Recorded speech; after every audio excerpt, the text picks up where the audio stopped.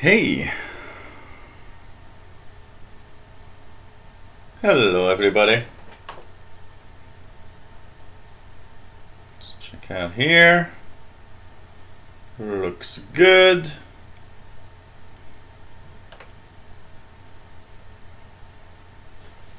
And we are streaming to the world. Yes, we are. So, hello everybody. Welcome aboard. This is the Shortwave show once again. We are from Montreal, Quebec, Canada. And of course we are here to entertain, talk about shortwave. I know it's a little blasted on the side here because of the sun, but the sun's going to set in like, you know, in like half an hour. There's already not going to be like a lot of sun here, so I'm going to keep it like that for now, even though it's a little bright. So hello everybody, welcome aboard. This is the Shortwave Radio Show. We're here every week on Fridays. There's a difference here. And basically, I have a lot of difficulty preventing the sun from getting on the camera because of the Christmas lights. So I'm going to try to do something here, but it's kind of difficult. So anyways, we are here every Fridays with a show on 2000 hours UTC. We are here every 2 weeks on Saturdays. Hope you guys enjoy the show. And of course, we talk about radio, shortwave radio. And here is my co-host that might want to say hello. Come on. Say hi. Want to come over? So anyways, maybe he's camera shy today. So nice to have everybody here on board, and we are of course live from Montreal, Quebec, Canada. My name is Gilles, and we are here to talk about radio. We're gonna have a little something, and I have a little something that I will be doing today, which is unusual, but it has to do with a station that I kind of like, and we're just gonna do a little something here. Try to do a little something like this. So okay. We're going to talk about WBCQ and how we can help, and I'm going to share all of that information here, as they are of course going to try to they want to help, they want to have some help, and we're going to talk about that a little bit. So basically we are today I don't have anything prepared. I've got a few questions from people, and if you guys have anything that you want to talk about, we're going to, of course, talk about the radio. And we're going to tune around this little thing here, and hopefully we're going to have a lot of fun with this. A nice, beautiful Grundig receiver. And funny thing is, the cat is drinking the cold water from my beer bucket. And it's just funny. So it's like, okay. So anyways, we're here and to talk about different shortwave topics, and I hope you guys have a lot of fun in this rather kind of cold. It's cold for this time of year. Cold winter day. It's minus 10 right now in on the thermometer outside. So minus 10 Celsius. It's supposed to go down to like minus 18 tonight, 0 Fahrenheit. So it's going to be a cold night. It is kind of cold, and actually the funniest thing about our temperature here is that the month of December will be the coldest month for this year, 2017. That means this month of December is colder than January or February of this year, at the beginning of the year, which is kind of interesting, as you know, usually it's January or February that are the coldest months in of the year here. So anyways, I'm going to talk about radio. So nice to have everybody on board. Hello there, Carl Tench. Nice to have you here. Mr. Frank 632 from Wales. MDK2. Two Hands in the Radio. One Amigo. Jack Amalar and Y8D. Near Grand Rapids, Michigan. Bobby Burgess. David Arden. Bobby Burgess, I just said. Vianney Arsenault, bonjour. Hello there. Southern Illinois Sand. Pretty cool to have everybody here. Calvin Jerry, iMapper from Moscow, raining in Moscow. What else do we have? Eaton Best, the Vaults. What else do we have? Anybody else? Say hello, please. If I'm missing out on anyone, say hello, please. +6 in Moscow at 11 p.m. Wow. Kind of warm, probably, for that time. Michael Randa, hello there. OH8STN, good evening. Nice to have you here. And basically interesting. The Axe, hello there. Dave Thought, nice to have you on board at 32 Fahrenheit in Niagara, which is about 0 Celsius. Call attention, loving my VHF UHF channel too. Thank you very much. John Ritson, hello there. Good evening.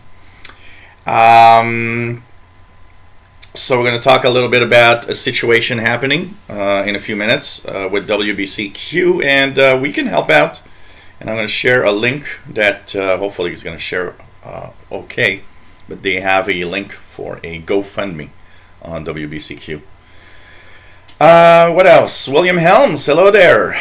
From Florida. Philip Briggs from sunny Brazil, 35 Celsius. That's too warm for me. 25 is not bad. 35, I want to be at the beach. Randall Clance from Northeast Illinois. Mick H, nice to have you here from Leicester, UK. Cold, but not -10 yet. So, you know, we are in the winter time. We're almost at Christmas, which is, I am totally amazed at the fact that we are almost at Christmas. Frankly, it's like, it seems Christmas was like yesterday or something. The time flies, it's just incredible. Bill, K3WDR. Jerry, 39.5, South in Ontario. Jeff King, hello there from Jacksonville. Nice to have you here. So we are live from Montreal, Quebec, Canada, as I was saying, in this cold Canadian winter day. Well, it's not winter yet, technically. It's going to be winter in a couple of days, in 5 days, 5-6 days. Paul Smith from the UK in his car. Hope that you're just listening and not watching the stream while driving. And I haven't opened up my beer yet. So we're going to start with, we got a selection of 3 beers. Let's start with the beer from the Damned, a Maudit. This is the first beer we're going to have today. So this is going to be, it's one of those a little harsh beers, but not bad. It's tasty. You gotta like beers that taste a little more than the average, you know. It depends what type of beers. And here we go. And here we go. Look at that nice little beer here. Put the bottle over here. And cheers, everybody. Hope you have fun today in our little show.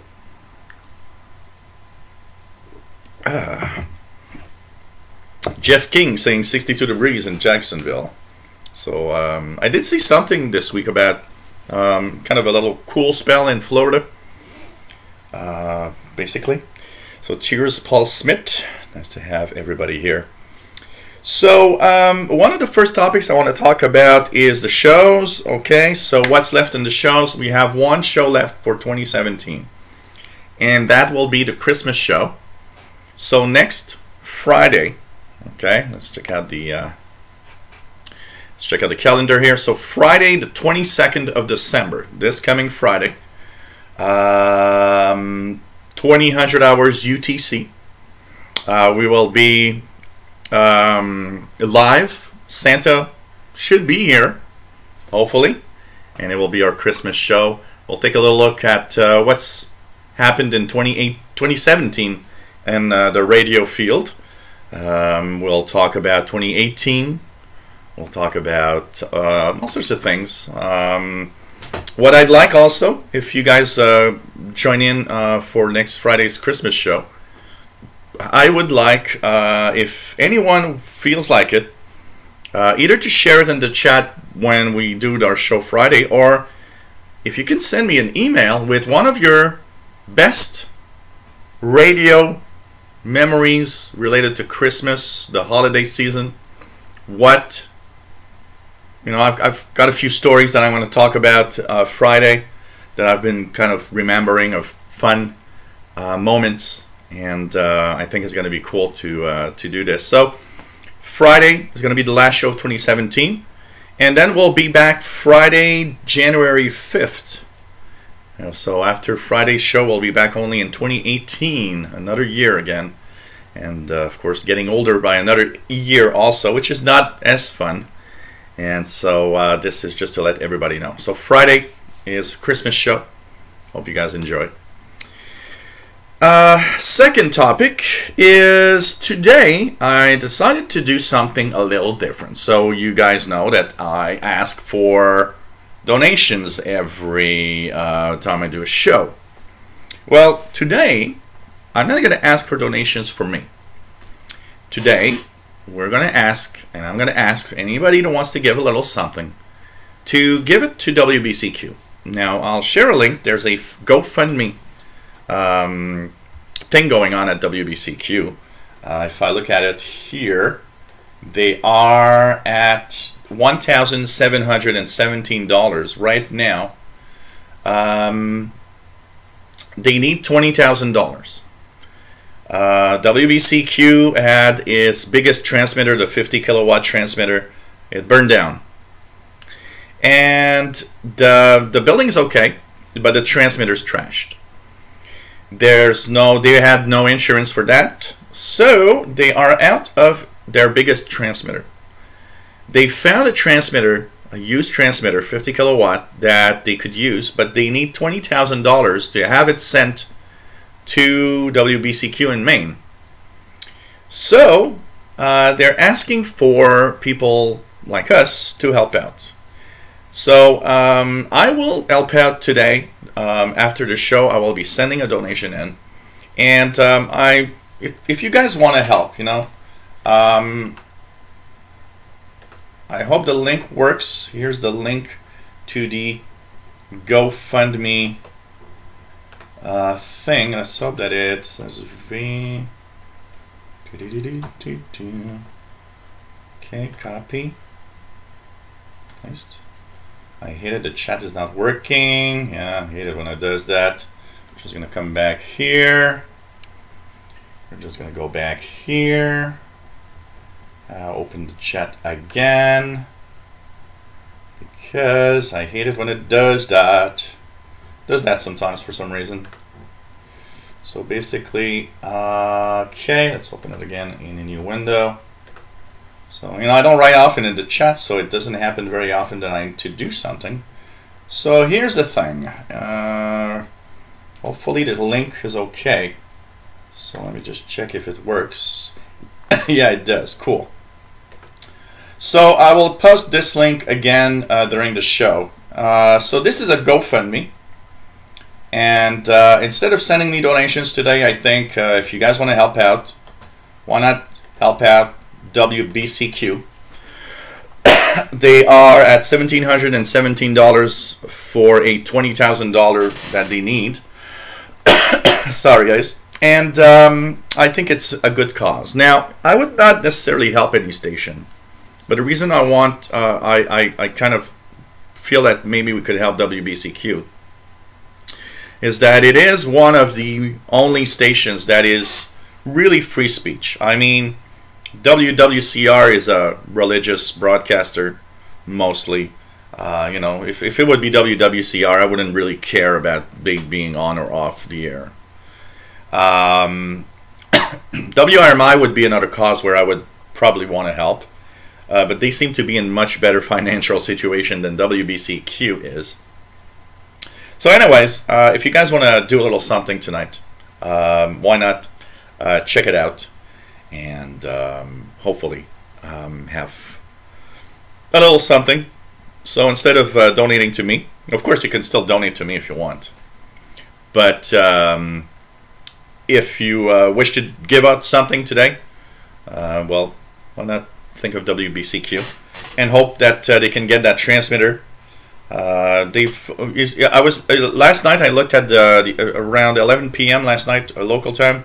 You had $1,400. They're at 1717, so they got $300 about 24 hours, not even 24 hours. So hopefully we can do something about it, and I'll also make a video to try to help WBCQ. I was looking at WCR and made me forget WBCQ. So yeah, they got advertisers, but they got a lot of religious stuff on WCR also. WBCQ has some religious stuff, but not as much as the other broadcasters.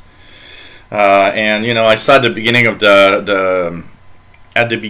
the chat, people talking about, you know, the CIA and everything giving money, which is a rumor, which is not something we are for sure, but there's a rumor that some stations, some shortwave stations, actually get some funding through the CIA and stuff like that, because of, apparently there would be a rule that says they want to keep some private shortwave broadcasters on the air. If something would happen, they'd have these available to transmit on shortwave.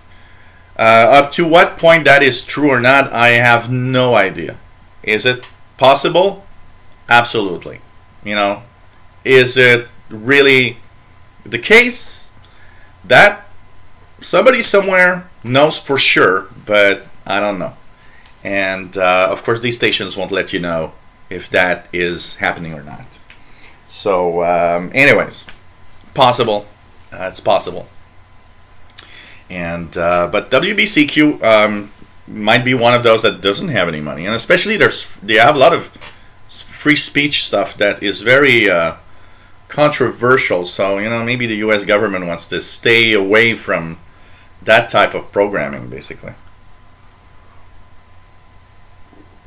So anyways, if you want to help out, I think it's a good cause, and we'll keep one of our private shortwave broadcasters on the air, and I think it's really a good thing.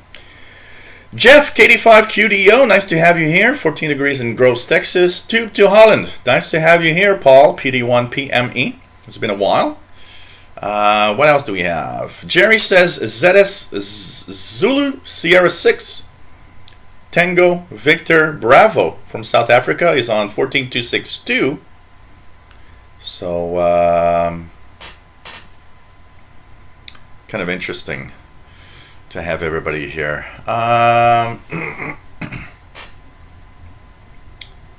What else do we have? Are they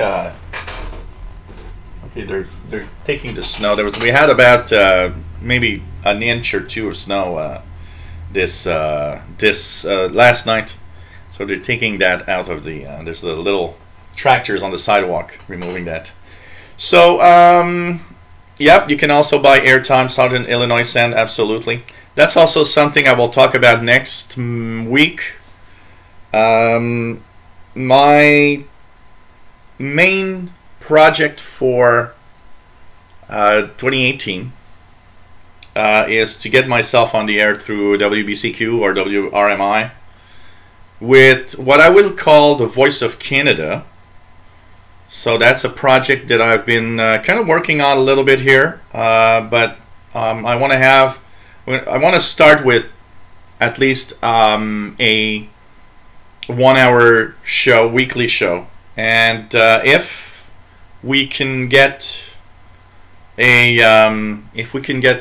more funding, or if we have more money in think, I would have probably more than 1 hour a week. I'd like to have a bilingual thing, a little bit like Radio Canada International. So I would have a 1 hour, what I would like is 1 hour in English, 1 hour in French. On my favorite station to be on would be WRMI because of the coverage, but I'm not, you know, WBCQ could be also a alternative to this. So that's a project, and I'm going to talk more about it in next Friday. So we'll see what we can do about that, and have something that would be called the Voice of Canada. I'd use that. I would use the interval signal of that was used by Radio Canada International, and would just you know, talk about kind of a mix of all sorts of things. You know, a little bit of what's happening in Canada for those that wonder what's happening in Canada, because outside of Canada, nobody knows what's happening in Canada. And that's one of the cool things of shortwave radio stations around the world. You know what's happening in their countries. But nothing too serious either, and probably have you know, DX tips and talk of shortwave radio and a little bit of, you know, listener mailbag stuff and you know, stuff that's kind of fun and easy to listen to. Nothing really, you know, really bad and nothing really complicated there, but something that I think could be very, very interesting. And like I said, I'd like to do it bilingual, do it in French, 1 hour French, 1 hour English. It would maybe appeal to, the French side would appeal to an audience in French of the province of Quebec and of in French language speakers around North America, and also maybe France. So I think that could be cool.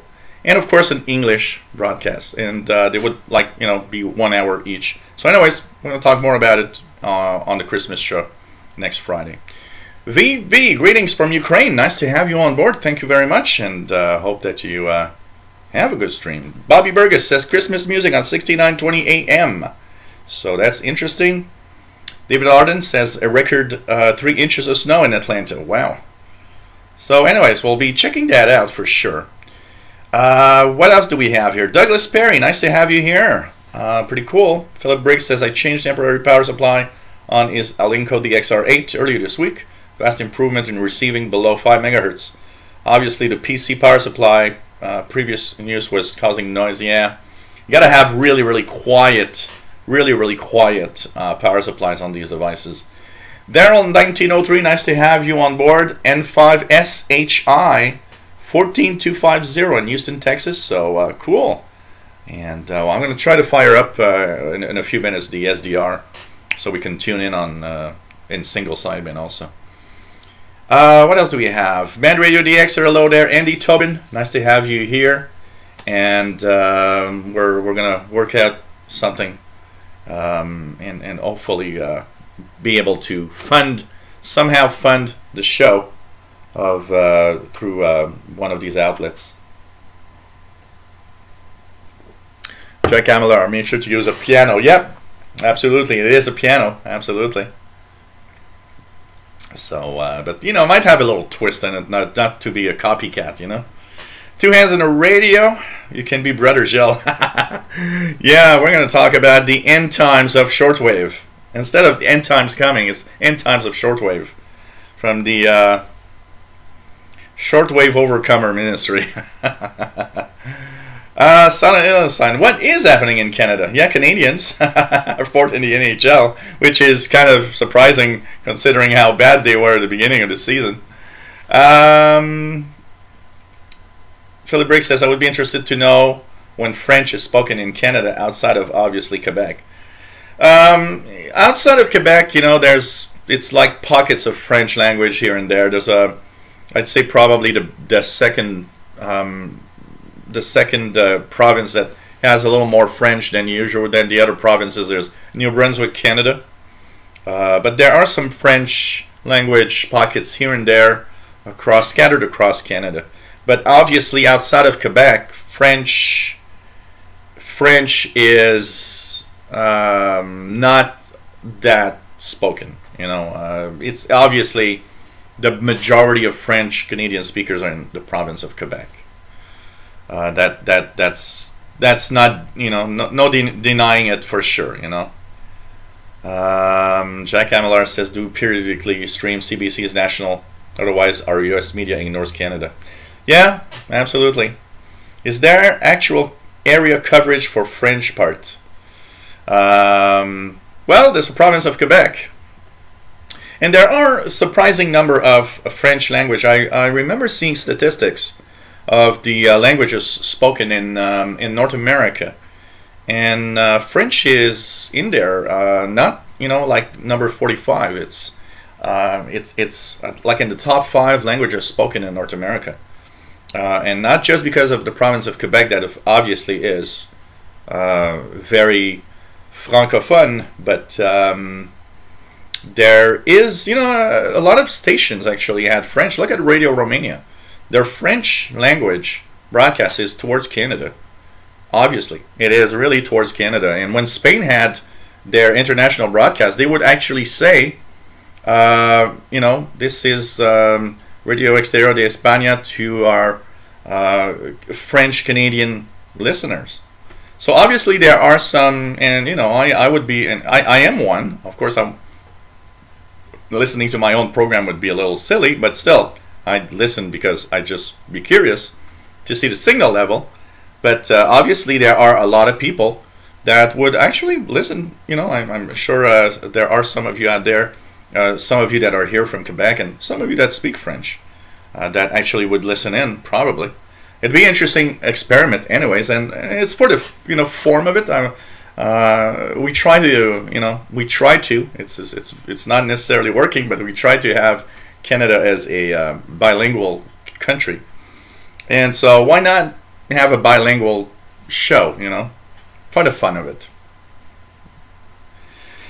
Richard Cook, hello there. Nice to have you here.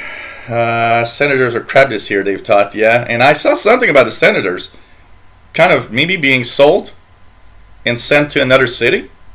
I don't know if that's serious, but I think it's yesterday I read something about that. Mark Schmidt, hello there from Maine. Cool to have you here. So anyways, we'll see. We'll see what's going to happen. Lastly, nice to have you here from Oakland, California. Nicholas Mines, nice to have you here from foggy and I probably is freezing Manchester, UK. Vianney Arsenault is going to take a look at the space station over Quebec at 1638. Hey Fastlow, nice to have you here. Turkey interval signal on 5970. Vianney says yes. North of New Brunswick province is majority French people. So, well, for the for WRMI, the coverage is really North American wide. I can tell you that. If I use WRMI, I'd like to have something like, you know, 11580 or something. If they try to find a spot there, because that coverage is North America. I mean, they come in everywhere in North America. It is the frequency. They have a few others that are also pretty good, like 5850 in the lower frequency range, 49 meters. But coverage by the transmitter would be pretty much all of North America. Dave Todd says Welland has a large francophone population when I lived there, so you see, you know, there will be people listening in for sure. It's going to be interesting to see. It's going to be interesting to see. What else do we have? Bobby Beretta, nice to have you from Texas. Pretty cool. Philip Briggs says, in my Brazilian city, we have a number of French speakers from IET. Yep, there are some IET. Southern Illinois Sand says, I'm worried about WBCQ. Alan is getting old, and I'm wondering if he will retire from radio if the transmitter cannot be replaced and shows leave. One thing for sure is that he seems very determined to keep the station running. Okay, he seems to be very, very, very confident and being able to do so. As for the rest, you know, I totally get it that it's kind of a complex thing, you know, and will that be something that will continue once, you know, if that guy is technically the station? If Alan, you know, goes away or dies or stops, you can pretty much say that WBCQ is probably going to be gone, you know. And we gotta think about the fact also that we are in a hobby that is a hobby of old people. I'm sorry to say so. A lot. I mean, there's really the majority of us are getting older, and even though yes, there are some replacement for the hobby, as some of the young generation, there's a little bit of them that coming to the hobby. You know, we're getting older. For a lot of us, we're getting older, and the hobby is an older hobby. We have to face the fact that a lot of, you know, I was thinking the other day of, you know, Glenn Hauser's getting older. There's a lot of people that are in the media that are getting older. And you know, you just think about it. When these people go, you know, I don't see anybody replacing Glenn Hauser's for World Radio. I don't see anybody. You know, Alan Wiener goes away. WBCQ is pretty much gone also, I would say. You know? But let's not think about that. And let's think also about the fact that, you know, new stations, new private stations, privately owned stations in the U.S. could pop up anytime. You never know. You never know. And let's cross our fingers that things are, you know, going well. Toy Maker Larry, nice to have you here. Brother Stair will still be on until he's dead. You know what? It's not, honestly, I do not find Brother Stair being on the air bad news. And a lot of people say, oh man, he's still going to be there, and that's all I hear. Yeah, but I, for one, kind of just want to say one thing, is that guy pumps in money into these privately owned stations. And it gives them the money required to continue with what they need to do.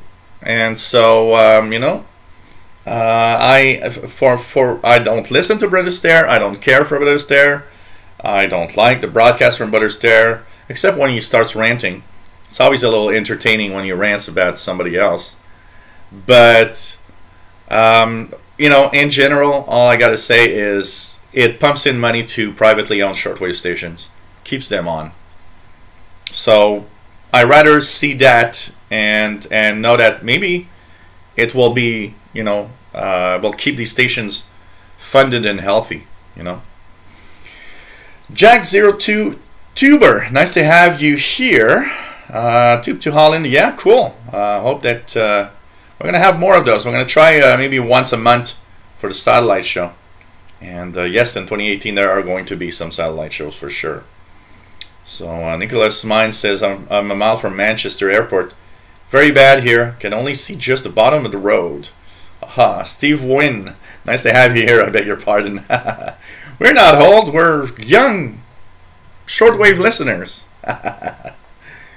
So old is compared to, you know, to younger. It's not old in the, you know,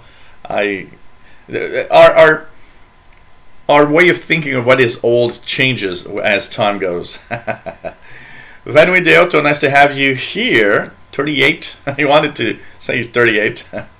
And PD4AD, nice to have you here. Yeah, your Stair is getting really old, I know. So, yeah, maybe we'll hear Brother Stair beyond the grave.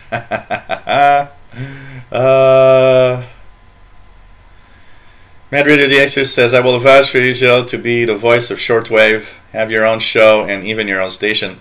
Oh, I'd love to have that. I can tell you one thing: if I had the money to have a station, if I'd be, you know, if I'd have been a millionaire, I can tell you guys, I would have had some station on the air for sure. I would actually have loved to have something on Canadian soil, broadcasting to the world or broadcasting programs. You know, some kind of WRMI-like operations. I was when the Radio Canada International stopped broadcasting, I was thinking, man, if I had the billions of dollars of these internet guys, I would have bought Sackville transmitter site and would transform that into some, you know, major shortwave transmitting. I can tell you that. I would have really worked hard for have that working. But you know, you gotta think of shortwave broadcasting as something that you don't make money off. It's impossible. It's impossible to you know, pretty much impossible to make money off of shortwave. You know, a lot of these stations are paying for the operations and don't have that much money over. I can tell you that. So 59 in February for Nicholas Mine. I'll be 49 in March. I'm getting in 1 year I'll be 50. Mad Boy, nice to have you here. Jack Belts, N9IIF. Retirement 8 days. 55 years old. In the hobby since he was 10. A lot of us are in the hobby since we were very young. I mean, At 10, I started listening to the radio with different radios. I remember having a multi-band radio, but basically, my first real shortwave moment when I was a serious shortwave listener started at age of 13 for me. But radio was kind of interesting, and starting at 9 or 10 years old for sure. PLF Radio, nice to have you on board from France.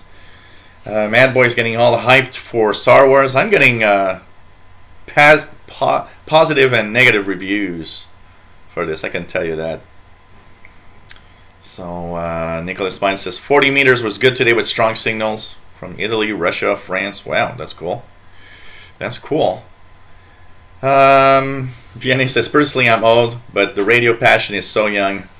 I'm 67 and the first radio was around 15 years old, so it's always a young passion. Yeah, we keep our passion as, my passion is still the same as when I was young. I remember, I'm just going to open this. I forgot to open this part. My radio passion keeps me, kind of keeps us young. I mean, we're listening to the radio as of when we were young. I still have that, and you guys have seen it a few times. I was tuning to bands and we tuned into unusual signals. I still am that little kid that's just amazed that, hey, we are receiving a signal from that place. I've never heard that before. So, and, Southern Illinois Sand says, Global 24 tried to make money off shortwave. Look where that went. Yeah, it's impossible. You can't.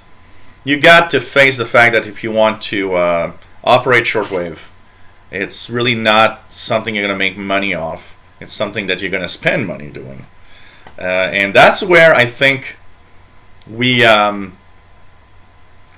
see the passion of people like Alan Wiener.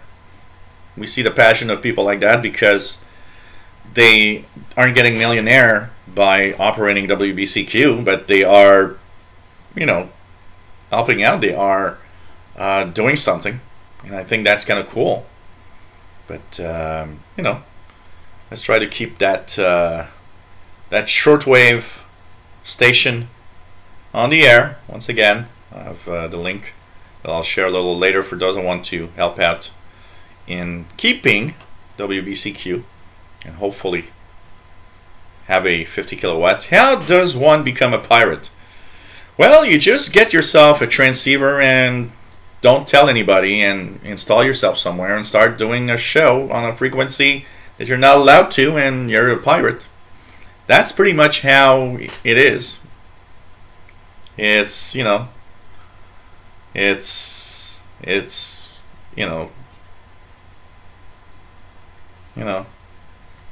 but it's a little more than that. Yeah, I agree with everybody saying. As Mind Radio DXer, transmit our frequency with a lot of license that require license.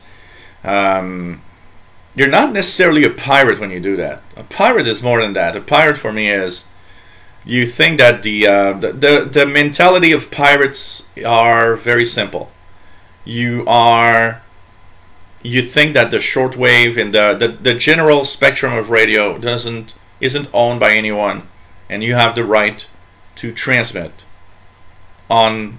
And a pirate for me is somebody that wants to voice his belief and voice his mind of what he wants to say on a program that he's broadcasting over the air without a really with a license, without a license, basically. Madboy says, hey, I'm sitting here at 23 years old being fascinated by shortwave. Sometimes feel too young for this. No, you're never too young, you're never too old, but it's, of course, easy to see how you feel young in places like that, just like when we went to the AmFest with me and Fastload in September or October, I don't remember the date. One of the things that you see is that the majority of people around you are, of the average age that I am or a little older. It is, but it's not just a freebander. A pirate is more than just that. But it is a start, yes. iMapper says my passion for is associated with Voice of America and BBC broadcasts. Cool. Mick H says he's started listening around the age of 12. My first decent radio was a Grundig Yacht Boy. Pretty cool. Pretty cool. Nicholas Mines Milnes says was on CB radio in the UK because computers CB. You know, it's pretty cool. Pretty cool. My mapper's got a Yacht Boy 80. Pretty nice. New FCC proposed rule changes eliminating the ban on CB stations contacting distant contacts, but still no FM for CB. Yeah, that is something that I did see, because for a long time, if you were contacting stations via skip, that was forbidden. You were not allowed to do that on CB, but they're now saying, like, you know, why not? You know, it's obvious when that frequency range is propagating. I mean, you don't need a lot of power to make it far on CB. If there's sporadic E-skip, or if there's you know, good propagation, and when there's high solar activity, you know, that single sideband 12 watts will actually propagate pretty far if you have a good antenna. So it's kind of, you can't really stop that. It's doing it anyways. So, am I Daryl? Am I a ham, or just mess with shortwave? I'm not a ham. I wouldn't need to get my license, but I am I'm really a listener, mostly a listener. David Arden says, "How does one become a pirate? Get yourself an eye patch and a parrot." How about an eye patch and a cat? Does it work? Is it still a kind of pirate? Pirate the cat.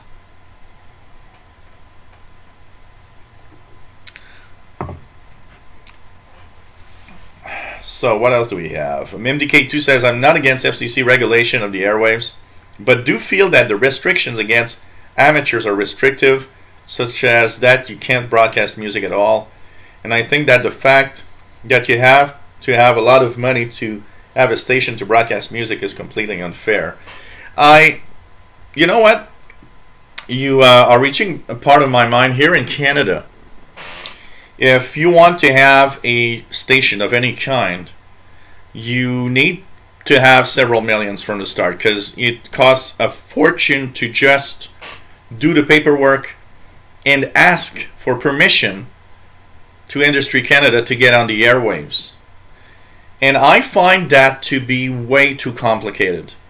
I find that to be, unfortunately, to restrict to a very small number of companies or individuals the possibility of getting on the air. And I totally agree with what you say, MDK2, in that regulations are not meant to help out much on getting on the air with a station.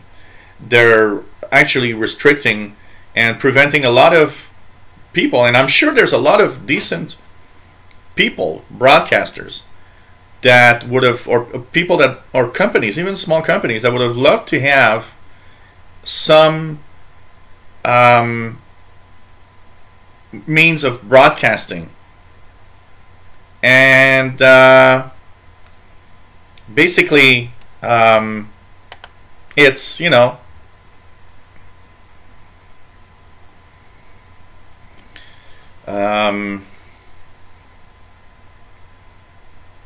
I guess, you know, sorry here, I just got a message on Twitter by somebody saying that he's got banned for some reason from the chat, and it wasn't saying anything wrong. Maybe that's yesterday. I wouldn't be surprised. That was yesterday, maybe. I don't know. Sorry if it happened and you weren't saying anything wrong, but you know, we have a vigilant kind of people that look at what's happening in the chat, so I'm really sorry about that. But personally, I don't reverse decisions that are taken from my moderators in the chat room, by the way. You know, I think when somebody bans you from the chat, somehow something was said that maybe is not acceptable in some way. Of course, everybody can make mistakes, but one thing for sure is if somebody bans, if somebody in the chat room is banning somebody else for something they said, all I want to say is don't expect me to reverse the decision, because the moderators I have here, I have faith in, and I think they're actually doing a good job. And you know, it's something that I'm already, you know, find it really cool that some people are up to the plate and, you know, want to do it and want to be moderators and help out in case of bad communications. You know, and sometimes, and I just want to say something to some people that might have been banned and might not have been that bad. I mean, there have been a lot of things, and like I said yesterday, I have a here I can look at what was banned, what was said if somebody gets banned. And I never do it. You know, I think whoever bans is probably right to do it. But there are rules, you know. In the chat room, there are things that I don't want people to say, and I don't want people to use bad words. There's a way of saying things without having to use the F word every sentences. There are ways to, you know, you can come in the chat, voice a certain frustration about something in a polite way that I'll be happy to, you know, get the conversation going on, whatever. But I'm really sorry for anybody that gets banned that thinks they were banned, you know, for a wrong reason. But sometimes it just tells everybody, be careful with the language you use when you get on the chat. That's all I'm going to say about that. So, but anyways, like I was saying, I think it should be easier to get a station running. I would add even more if you have an amateur radio license. And I would say if you have a more advanced amateur radio license, you should actually have the right to apply and do a simple station of some sort. You know, you just apply for the FCC or Industry Canada. Say, look, I'm an amateur radio operator. I have this certificate.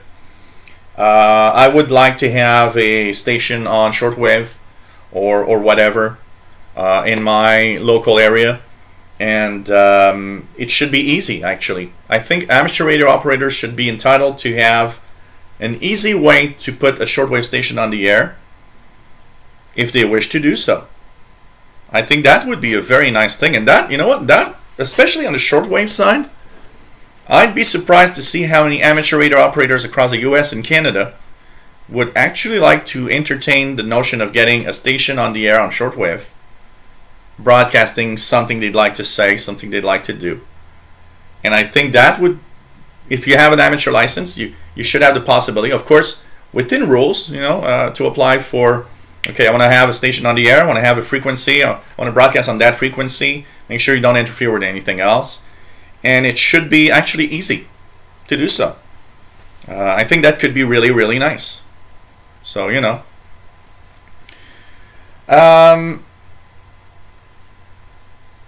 Dave Todd says his first receiver was an ICOM R70. Daxfire74, hello there, says my first radio was a Sony ICF Pro 70 in 1989. It was 15 years old. OH8 STN, I think these days, in the era of mass propaganda, the role of pirate shortwave radio operators propagating truth will become even more important.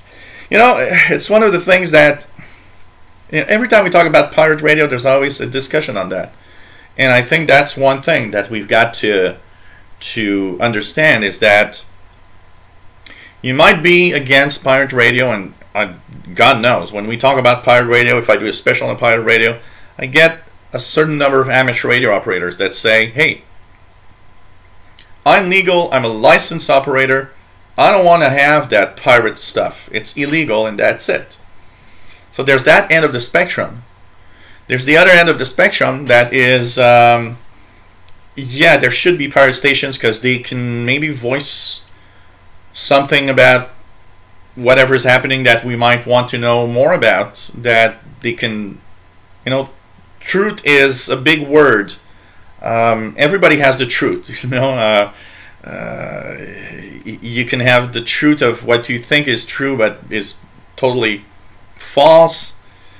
Truth is something very, very vague. But still, whether, as long as it's not hate speech, because that form of broadcasting I don't like. Hate speech is not welcome. But I think you can voice your truth in a way that, you know, I just look at, you know, somebody I find completely nuts on WWCR is when I stumble across that nut job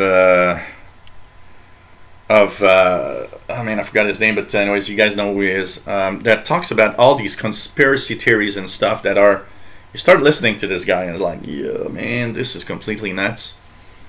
But at least, you know, okay, you're voicing whatever you want to voice. And I think that is something that we need, you know. I think that's something that we need, that's for sure.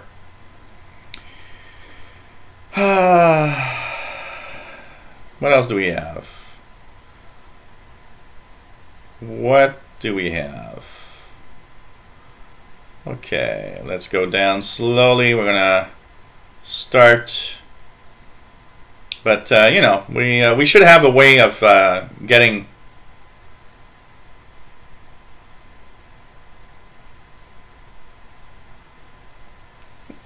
You know, a pirate station. If I'd be a pirate station, I would be ranting against things like the FCC and Industry Canada with their rules and their regulations that are often nonsense. You know, don't get me wrong. I think we need to have. I think we have the need for regulation. It's very important. We can't have the radio waves free for all. It would be crazy. But you know.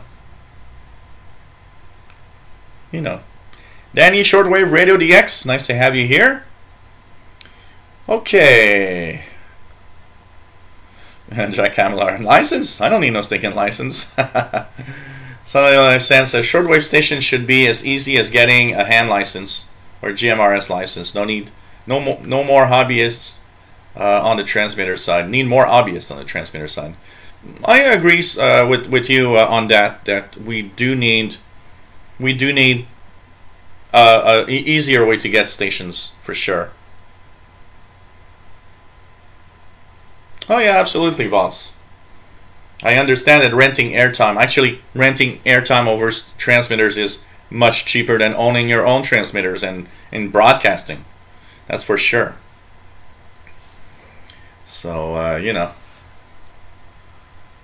Free Saxon, nice to have you here. I would say something naughty, bum. But you know,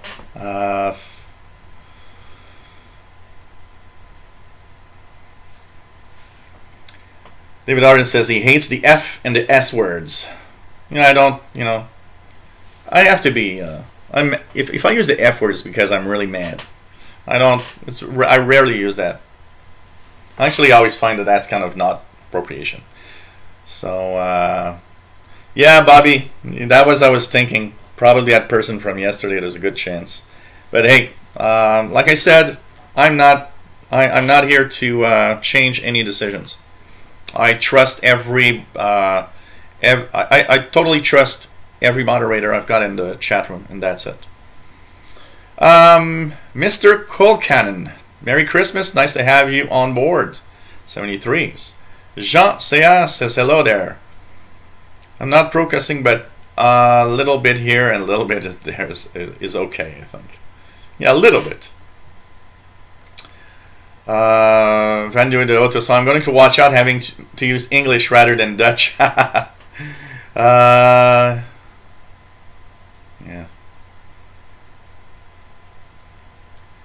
There's a lot of stuff. Ralph Bender, hello there. Nice to have you here from Germany. Zual Fakar, nice to have you here. Picked up a 750 Grundig Ethon 750. Pretty cool. PLF says, Jill, I couldn't see live your show on satellites yesterday. I wish I could. Well, you can actually watch the, you know. Oh yeah, absolutely. There's an occasional swearing sometimes that, you know, that goes through, but swearing for swearing only, you know. Yes, I am, Jerry. It's coming up. It is a beautiful Grundig. So, what else? Yeah, Radio Free Whatever sometimes swears a little bit, but not too much. You know, one that swears a lot is Alan Wiener on the WBCQ. Alan Wiener is one of those, you know, people that are on the air that I hear swearing from time to time. So, okay. Oh yeah, I do sometimes use the F word. Absolutely. Absolutely. I can tell you that. Oh man. Bram, hello there. VA2XC. Thanks for the donation, by the way. Yeah, Alex Jones. Alex Jones. I don't know why I forgot his name. I never forget his name usually. So, Jeffrey Kropp, nice to have you on board from New Hampshire. So, okay. Yeah, 750 is nice. The Grundig 750 is nice.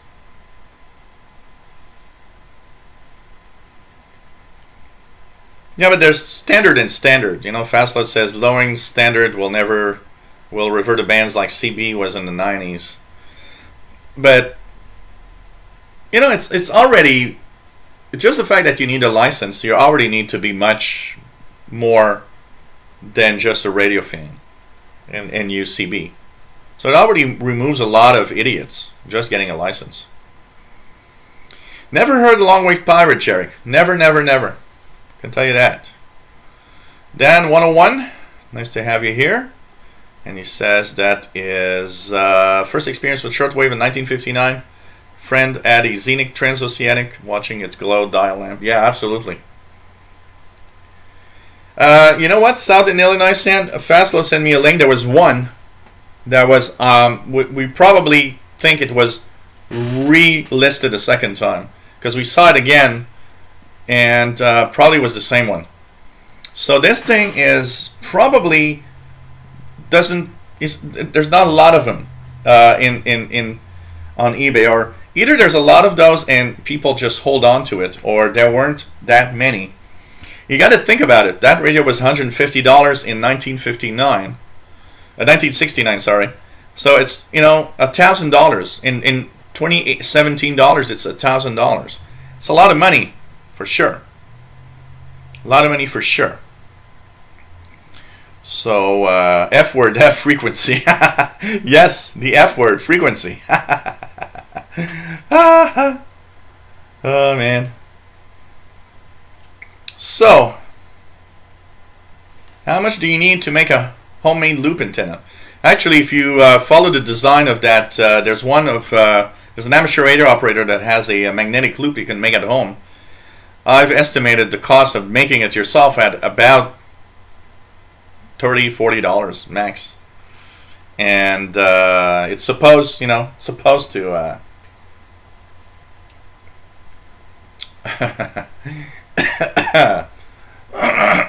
So, anyways, what else do we have? Yeah, it's the KR1 ST shortwave loop. Let's just do a little something here. I think I know why they are. There's like an extra. Let me do this. Yeah, let's put. I'm gonna try to put that in the link again. Okay, let's try it again. Here we go. This I think is gonna work. It's the KR1 ST magnetic loop. So yeah, we will tune on this receiver today, and I'll maybe fire up the SDR a little bit. Oh yeah, absolutely, Fastload. That could be fun, actually. If we do, I'm going to bring over my Fender Stratocaster. and we'll have fun. Why not? I haven't done that in such a long time. I'm probably very crappy at the guitar now, but still, just for the fun of it, why not? That could be cool. A few beers and jam, yeah. So,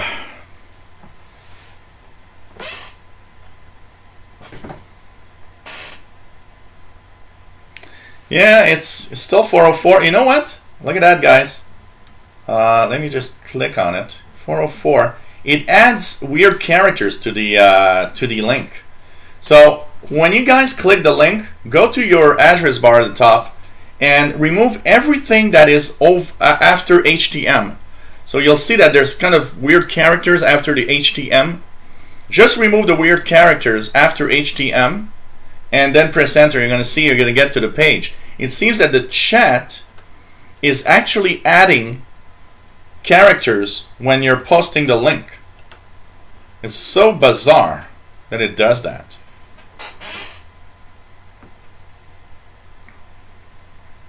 Very bizarre. So just remove the weird characters following the HTM and it's going to be okay.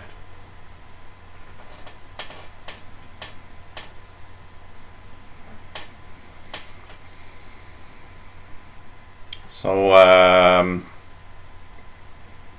OH8STN says a single band magnetic loop can be made out of coax cable for $5–10. So you know, it's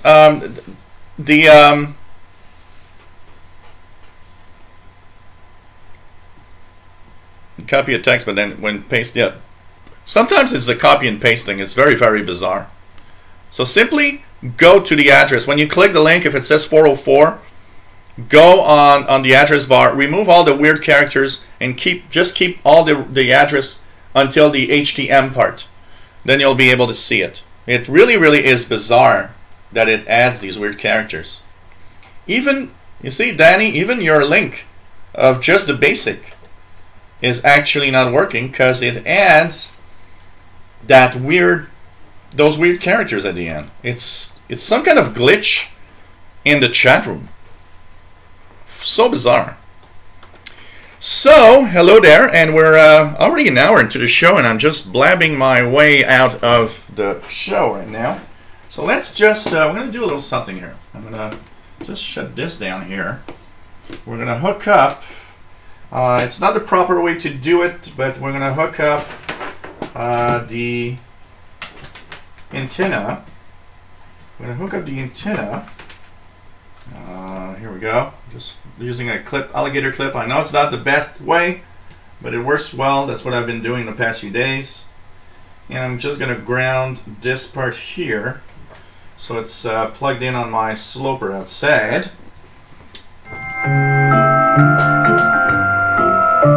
So that's Christmas music from 600 kilohertz medium wave. We're going to put this thing into the shortwave bands. Here we are, 25 meter band. And we're going to tune a little bit on the shortwave bands with this. But I think we're going to have a little bit of fun. So,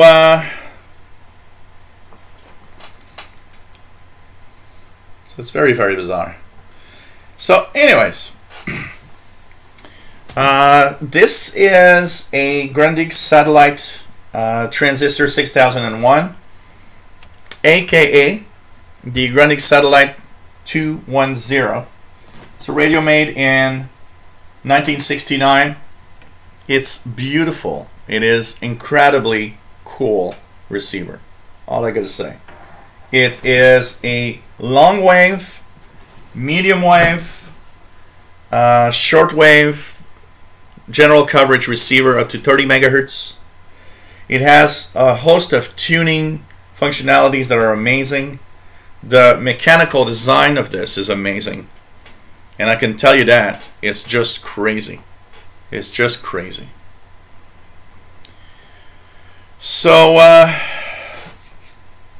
yeah, it is pretty big. I don't know what's the size of it, but it is a fairly big speaker here. So it really has, and you know, you have a separate bass and treble thing here that you can work out. So let's. You are visible, but it to hear. So young people from middle strata of society. I don't know if it's Radio Slovakia or Prague, but this is from 11580 WRMI. To their independent living. Emptiness in Slovakia, it may begin when the Radio child Slovakia. is 35, reads the title of an article released in the New York Times in 2015, which looks closer at the recent phenomenon of young adults in Slovakia living with their parents until a rather high age. According to the European Commission statistics, in Slovakia, 74% of adults aged between 18 and 34, regardless of their employment or marital status, still live with their parents. Among older adults, those aged 25 to 34, 57% reside at what is referred to here as hotel mama. In the US, this ratio is only 15%. High prices of commodities and the long-term shortage of housing, especially rentals, are among the main problems. To see a different approach, we do not have to go that far, just a few kilometers away from Bratislava to the Austrian capital, Vienna. The difference between Slovak Republic and Austria is So this is Radio Slovakia out of WRMI. It's we're on the 25 meter band, so it's 11580 right now. And let me just see here. For the fun of it, let's 11580.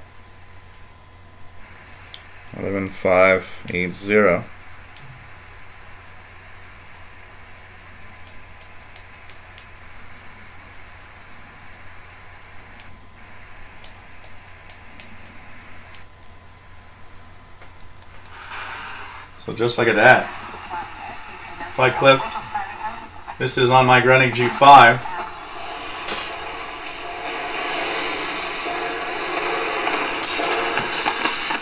Such a low percentage of publicly accessible rental places, do Slovaks have a different relationship to Not the same sound quality, I can tell you that. house or owning a home? I think that there is also a very important difference between inhabitants of And let's go back now to Austria was go back here. Slovakia, and people from industrialized countries used to live in rental apartments and still feel safe. On the other side, Slovakia was a rural country really till the middle of the 20th century, and many rural families were very poor and were forced to... So one thing that is amazing about this radio, because this is an analog radio, okay? Let's face it, in 1969, radios were pretty much analog.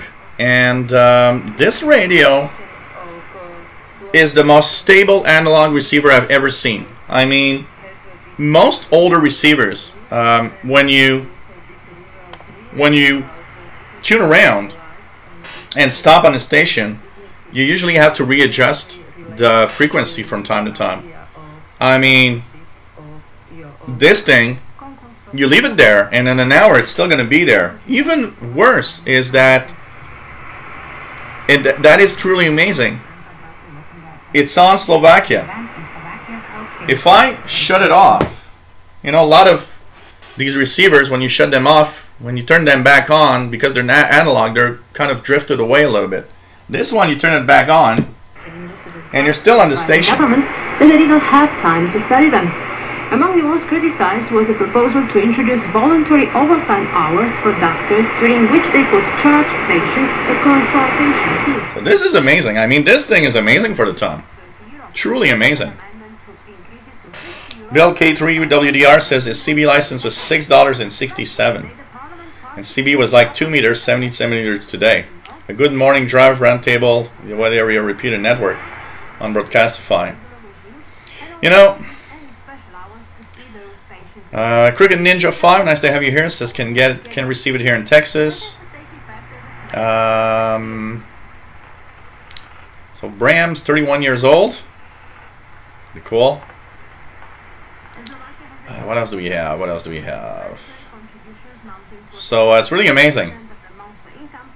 Yeah, big signal from WRMI. Usually WRMI is packing a good signal until one of the things that's happening with the winter propagation is the fact that it 11580 goes until what, 03, 0400, In the wintertime, unfortunately, we lose it early in the evening, and it's sad because there's a lot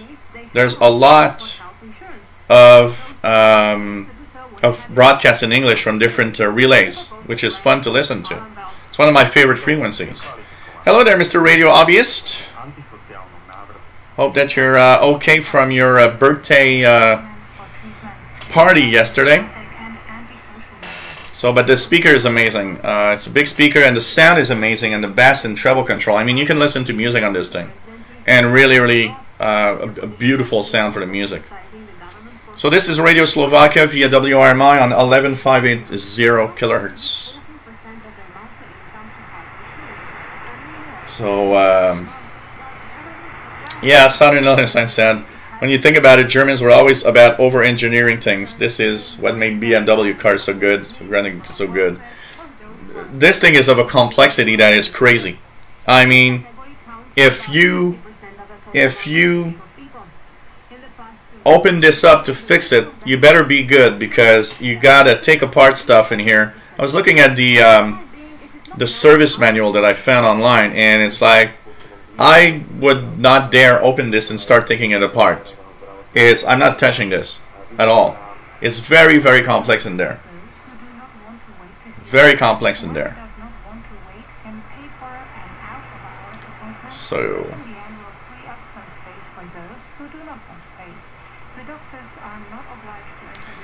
yeah, the band spread feature, because here you have band spread. It's a button here.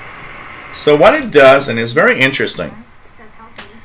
Now I'm on the 25 meter band, but the tuning of this section goes from 10 megahertz to almost 14 megahertz up here. So you got 10, 11, 12, 13, and up here is probably 14 megahertz. So it has a 4 megahertz stretch.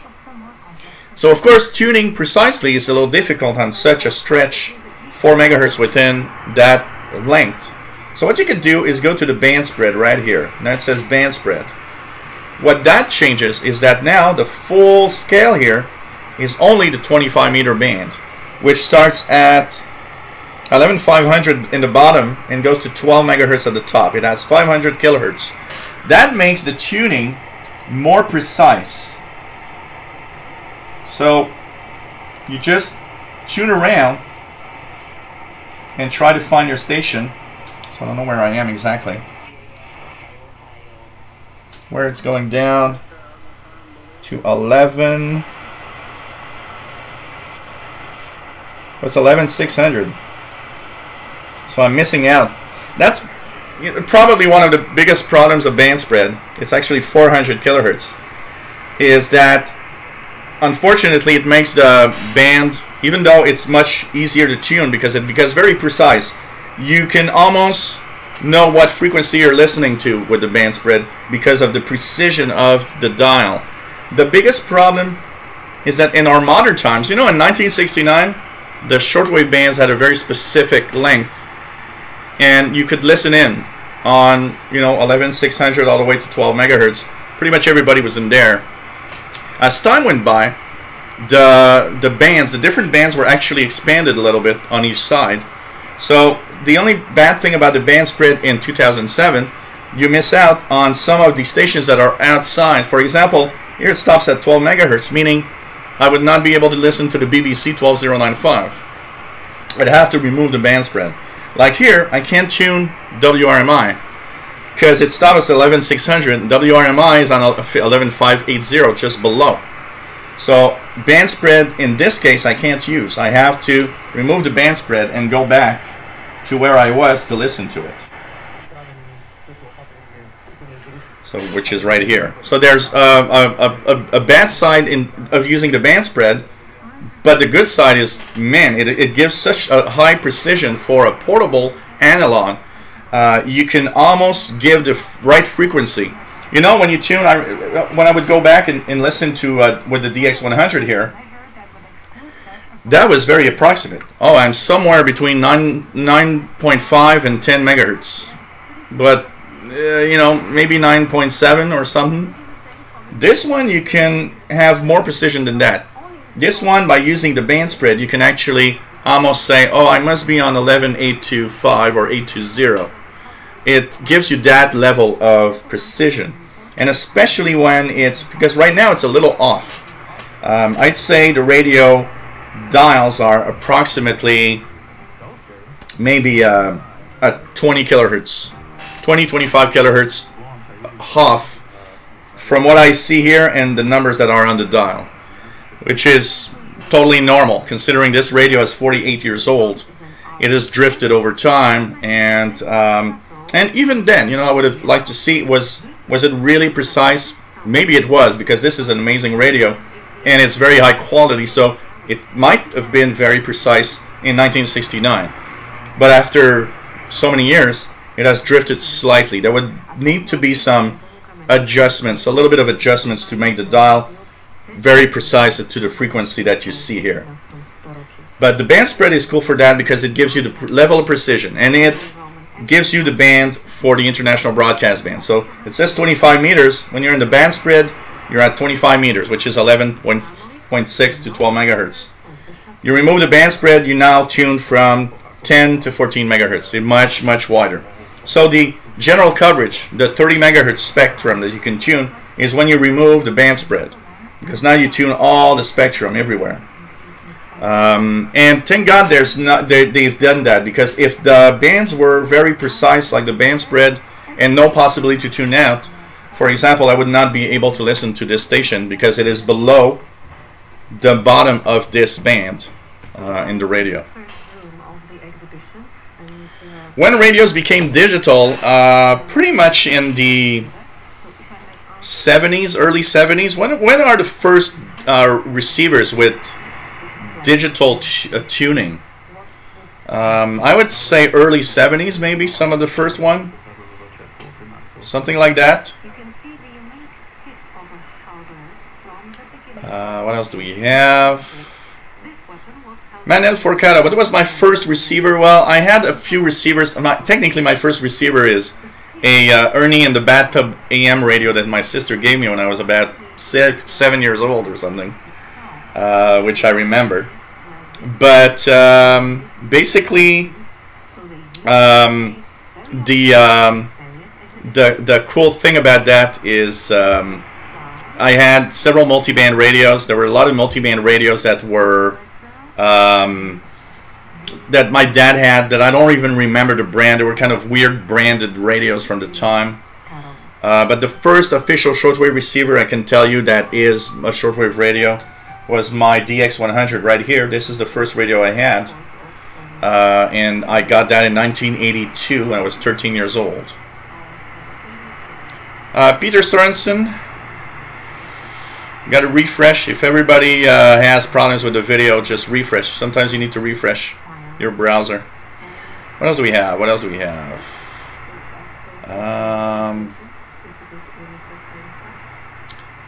Just found the same radio model on Danish eBay, but it's defect. Yeah, there was a very nice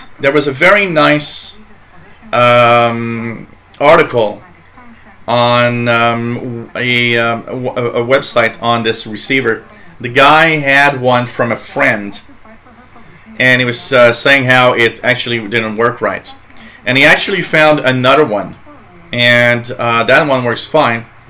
So he kind of said, well, you know what, the one that doesn't work well, these things are so difficult to repair that he says if you have one that's not working, don't think you're gonna have it working. It's almost impossible to get it back working when they stop. What he said is, well, he found another one, and he's keeping the one that doesn't work for parts. If he needs to change a part, he'll have spare parts for to fix the one he has. But apparently they're very difficult to repair. Vianney SNO 9690 AM full signal meter also. Yeah, that one in Spanish is Radio Exterior de España. Let's go to the 31 meter band and check it out.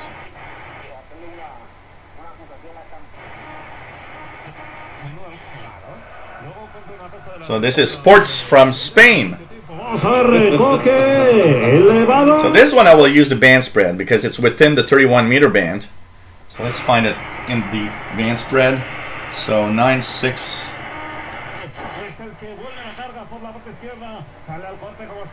There we go, with the band spread. So this is Spain, Radio Exterior de España. Sigue la jugada peligrosa para el conjunto colchonero. Felipe con el balón en las manos va a sacar para Nel Carrasco.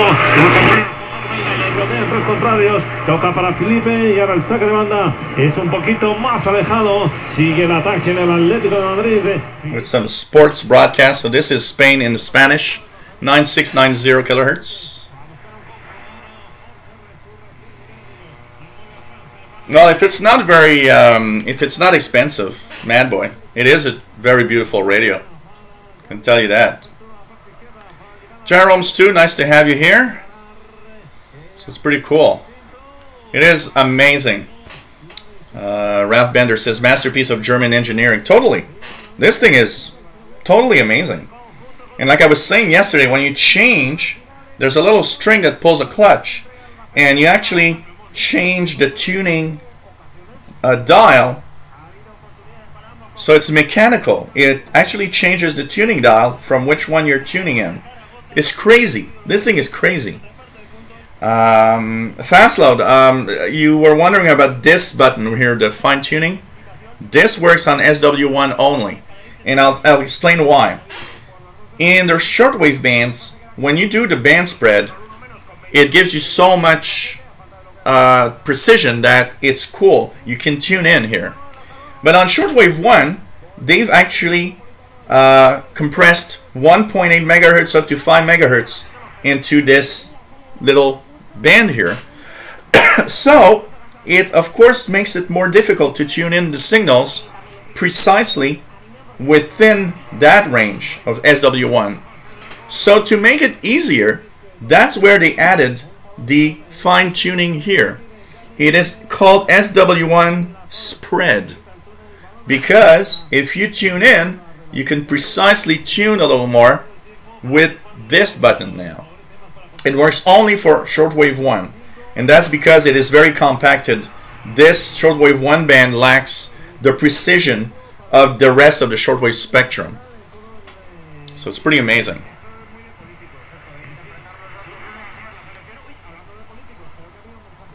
Yeah, Fastload, the links don't work. There's something really bad here.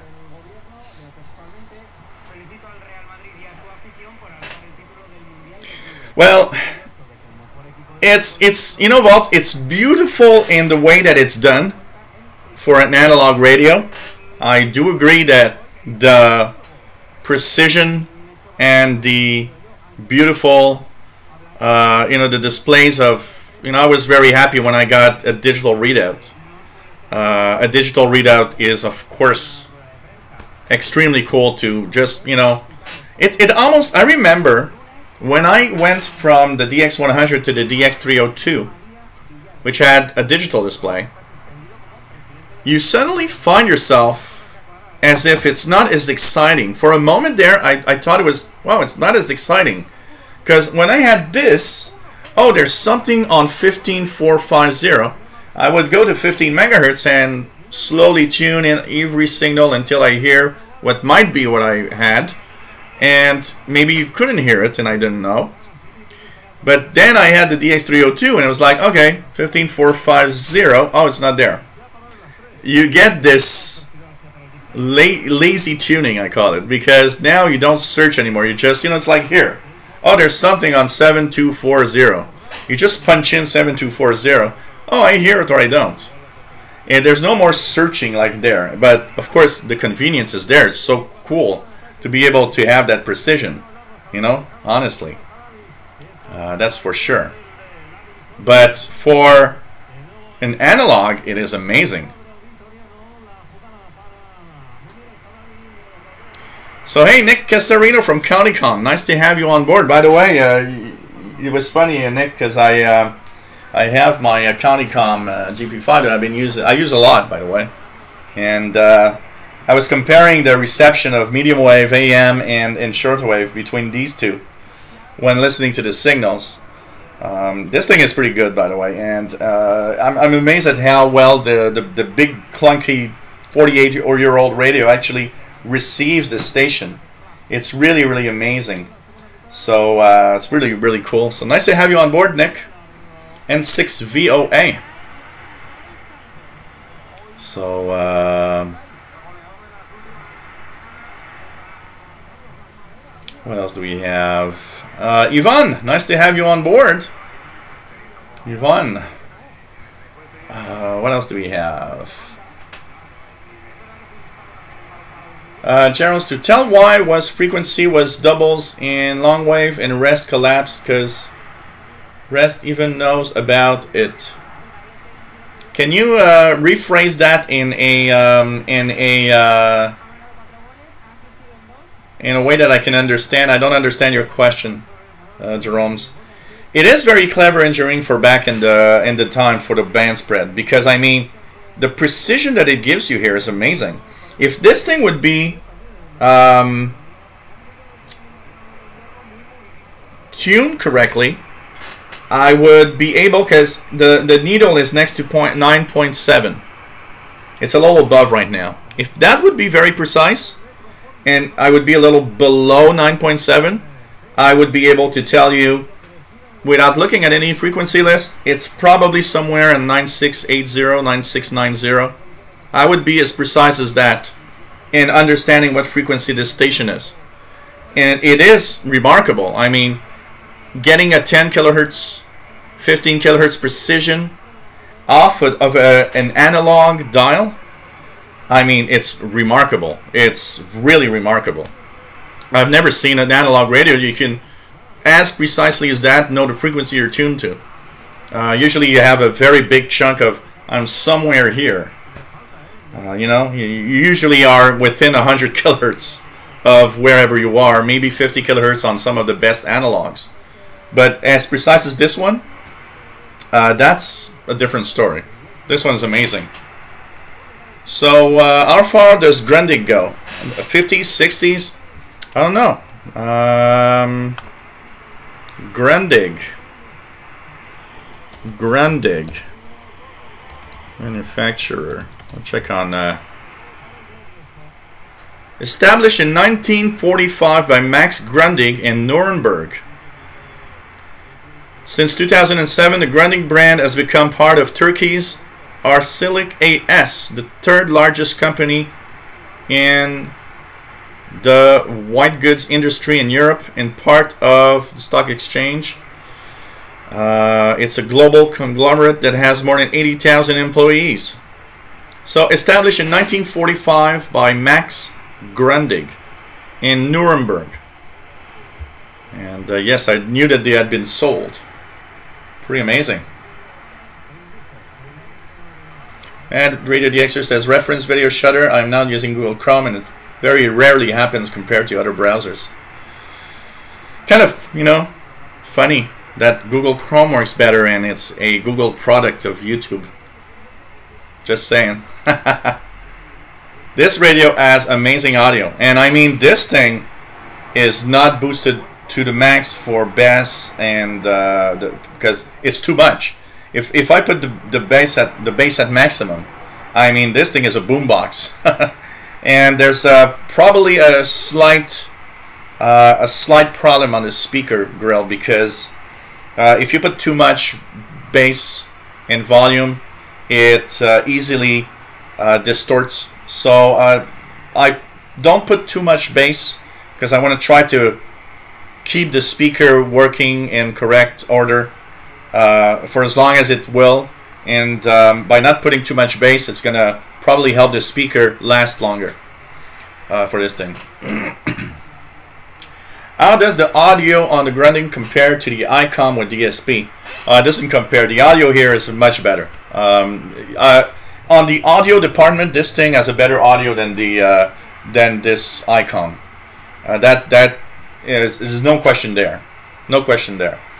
Where it is better, this radio is of course better in performance than this thing, and has a host of you know things that make it better than this. But I mean, if we compare this to any other portable radios, because that's how fair you could be, this radio is one of the greatest receivers ever built. I have no doubt that this is one of the best portable radios. Well, portable is a big word here because that thing weighs 10 tons. It's not super portable, but it's amazing. It's amazing. What else do we have here? What else do we have here? So, what else do we have? Sorry, I'm just going down. So this thing doesn't drift. It's really amazing for that. MDK2 says 9690 has been a good lesson in how different propagation is compared to a year ago. Last year, when they made the B17 switch, 9690 was very poor for a while. This year it's been huge almost every day. Yep. Ivan says on the old analog radios I could tune down to 5 kilohertz precision by ear. You know, if the dial was very, very precise, I've seen a lot of old analogs that had a big spread, a nice big display that could give you some precision. This one is remarkable in the precision it's giving. Really remarkable.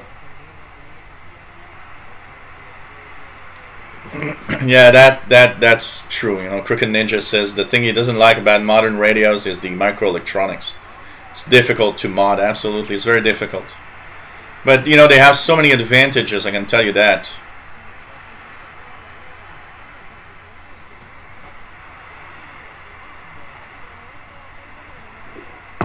So, you know, people love their Conicom receivers. The Conicom GP5 is great. Absolutely. Love mine too. Hey, hey there, Brett Wayne. KC2NXP. Loves his GP5.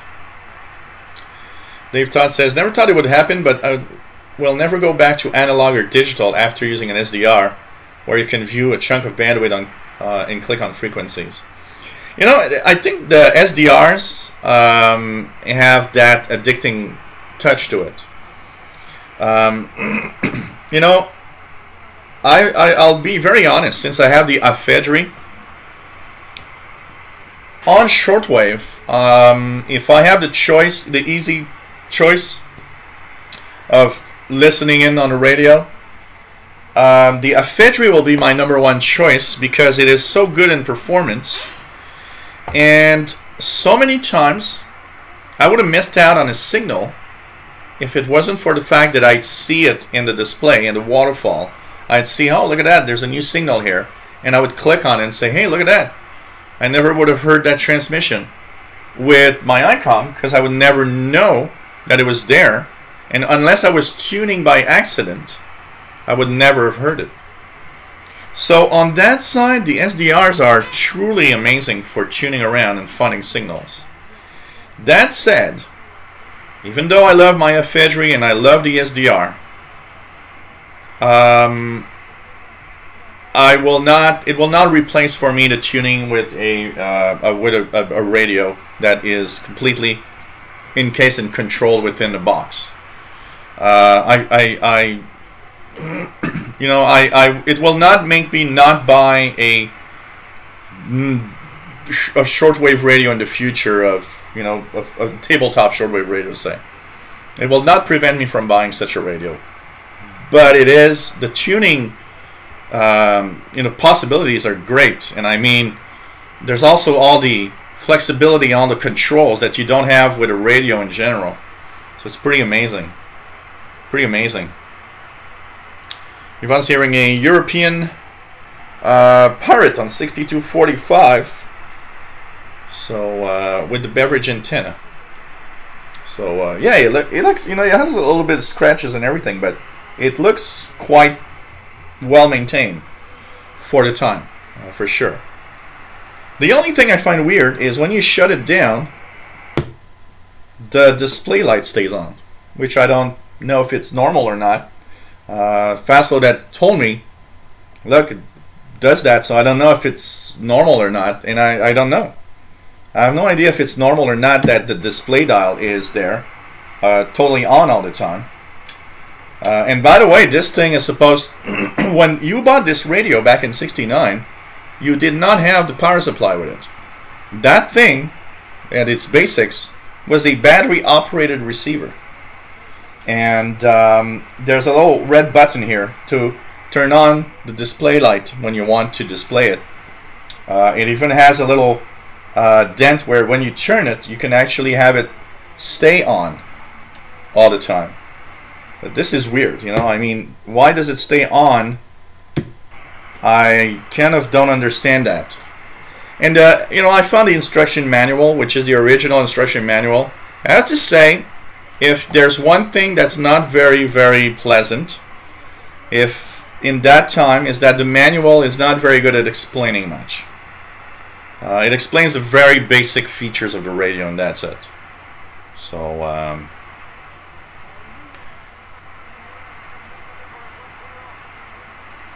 Tim Grooms, nice to have you on board. From Arkansas, K5TLG. Nice to have everybody here. So, it's always something to check for, the gray line propagation. Sun is setting right now here. It's actually set in the past 20 minutes. So, did you take a peek inside the radio? Yeah, I did see the insides. Well, I saw it once inside. It was fast load. Opened the back just to have it, just to take a look. And of course Fastload cleaned the contacts, so he had a really good peek, and it's really cool because the fact that he cleaned every contact, this radio, you know, there's no scratches or no nothing. It's pretty good in that respect for sure. So Jerome's had in one piece like the Panasonic 2200. What is the brown upright radio next to the Grundig? Oh, that's a old Brownie, kind of the ancestor of the scanner. It's a multiband Brownie receiver. This is a AM/FM VHF airband. Has 108 to 174 megahertz tuning with the weather band. So it's kind of a very old solid state scanner radio if you want. It's pretty much what it and you guys can see the insides of this thing with the two little clips on this brown vinyl. So this is what the basics of the insides look like. You guys can see this. Very simple, well, complex but simple. So AM, FM, VHF 108 to 174. This I found at a garage sale, I believe, and the guy was asking, I think it was $5 for it. And I still remember saying to the guy, "Does it work?" And he said, "I don't know. I never turned it on." So for $5, I took it home, and it does work fine. Daniel Edwards, nice to have you here. Can you tell me the model number of your Grundig? Yeah, this is the Grundig Satellite Transistor 6001, or it is also under the name Grundig Satellite 210. So Grundig Satellite 210 is the official other brand name. They are the same radios. They're the same radios.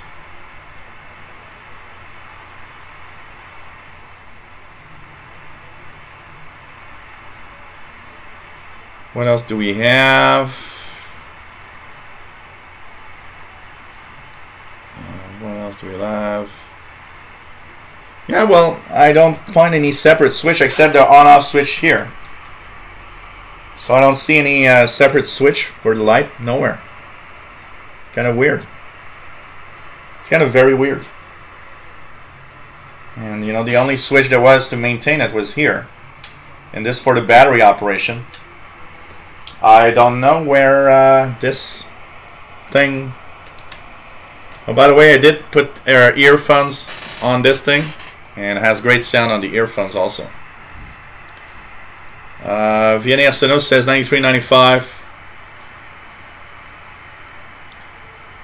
Some music now, good audio. Yeah, they've been playing a lot of music on 93.95 WRMI. No, it doesn't stay on when the batteries. I did test it out. On the batteries, it's off. It's really when it's plugged in.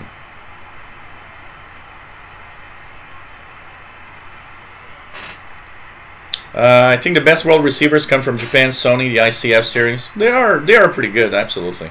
I think every Yeah, I did test it, fast load. They're on only on the power supply. When you actually put batteries, which I did test it on batteries, to actually see the difference in noise from being plugged in or not, the light doesn't come on. The light actually does not come on. You have to press a button. It really is with the power supplies there that they're on all the time. So, you know. So, crazy. So as I was saying, you know, the Sony ICF series are actually really good, yes. But every manufacturer had good one. Grundig had some really good receivers. I still remember I Grundig Riyadh Boy 400. Was it the 400? I think it is. Well, that was a great radio. I wish I still had it. You know, from the time when Grundig still make radios. The Panasonics, there were a lot of Panasonics that were really good. We had a Panasonic RFB 300 when I was young, and man, this is amazing. An amazing radio too. A little bit of drift, but a lot of Panasonics are good.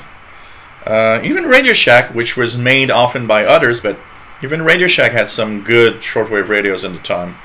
Not every model is good, and I think every manufacturer has the good and the bad radios. Although I've never seen really a bad Grundig, or as of, you know, I've never seen a bad Sony basically either. But you know, there are better receivers than others in every brand, I think. So yeah, you know, that I did think about that, Jerry. Jerry's saying about the translation,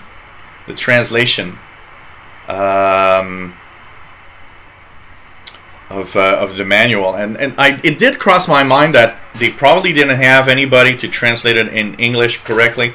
And the way it's made in the manual, it's 3 columns: German, English, French. 3 languages in the same manual, and it's not very detailed.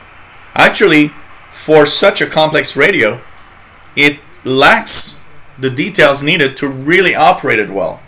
It's almost as if they were selling it to, oh, somebody's going to buy this, they know what they're doing.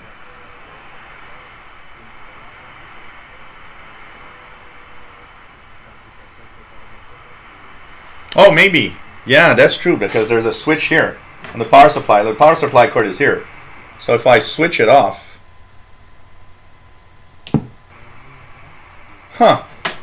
maybe that's why. Maybe they want us to turn off the power supply when it's doing it.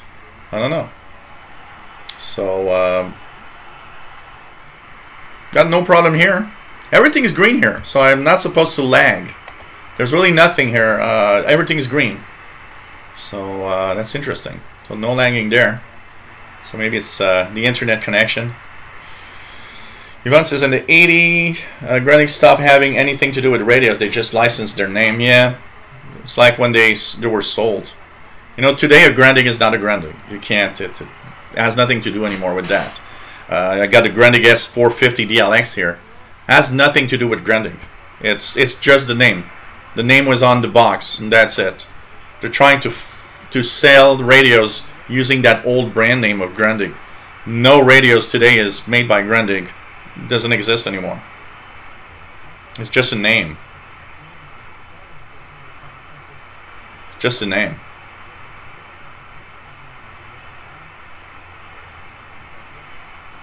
What else do we have here? My grandpa had a Brownie New when I was in grade 3. Wow, Red Wing. Pretty cool. Grundig was my first ever proper shortwave radio, the Yacht Boy 215, says Mad Radio DXer. Another fact is, if you turn it off, push the light button, it turns on. Oh, okay.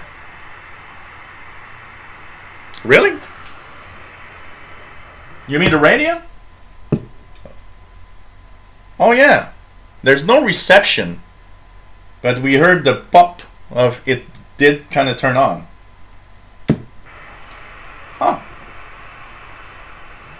Maybe it has to do with the fact that you want to listen to, because there's a button here. You can actually put a turntable, a record player. and plug it into this thing to listen to your music. So maybe it has to do with that also. So long wave is slowly dying, but long wave costs a tremendous amount of money to these broadcasters. So many long wave stations are in the megawatt power. I mean, imagine the electricity bill that comes with a megawatt of transmitter. Wow.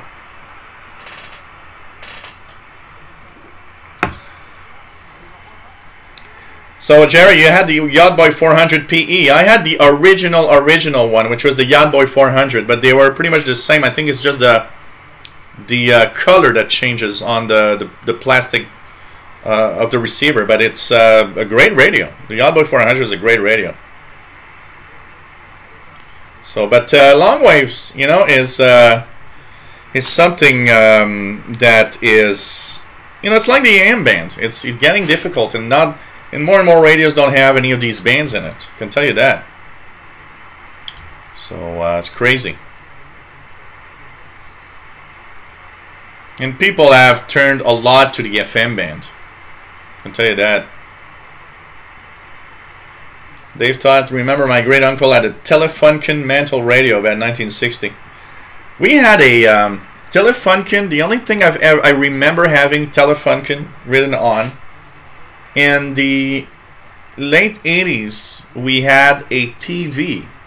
We had a big old TV that was given to us by my uncle. One of my uncles was a TV repair guy, radio TV repair guy, and he had tons of things in his shack that he acquired over the time. People would bring in a TV, and they would never go back to get it.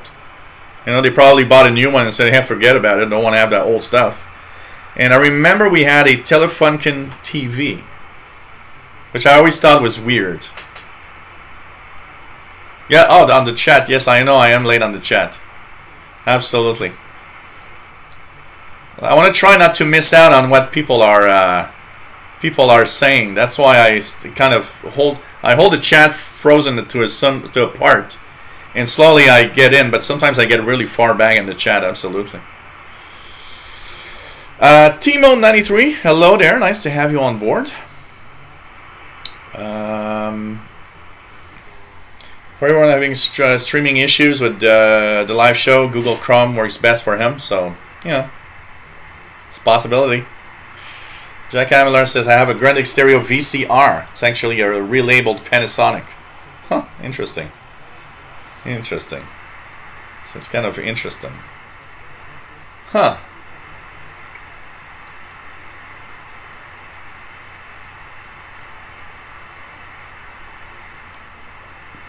Well, Jerry, what I was reading there is that it's a Turkish company that's got the Grundig brand.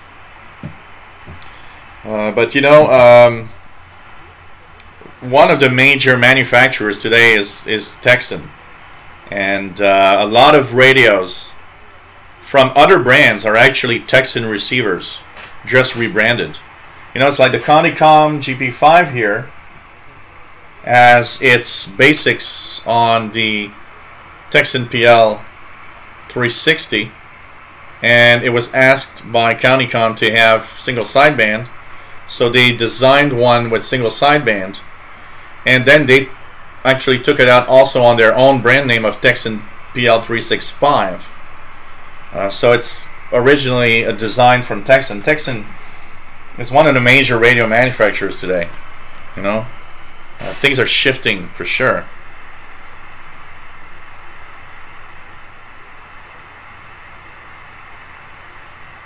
Kamal Zoro, please, if you can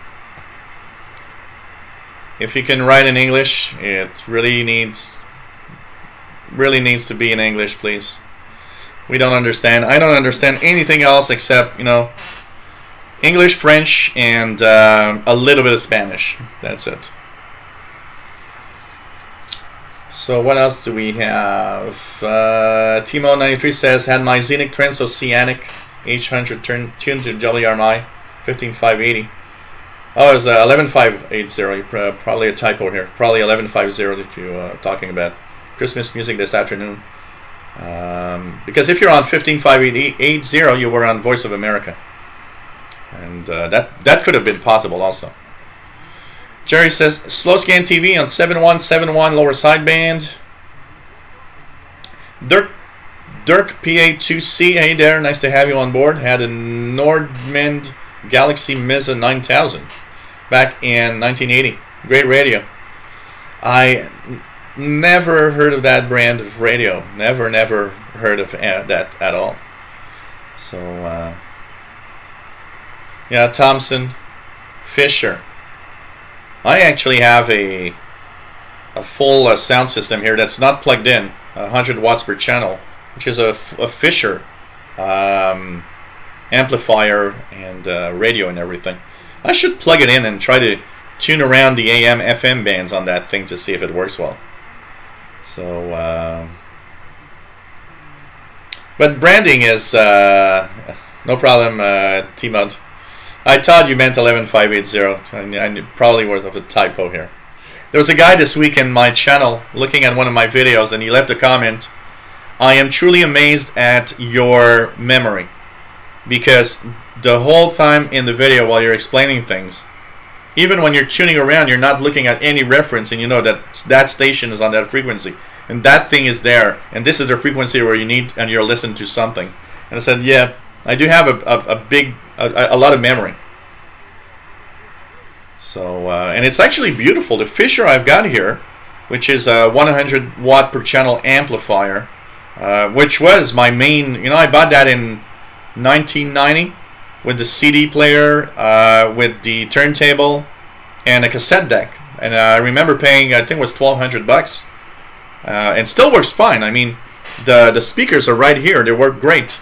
They're like this, you know, back then the speakers were like this high to have good sound. Today you got this little thing big like this, and it's amazing sound. But that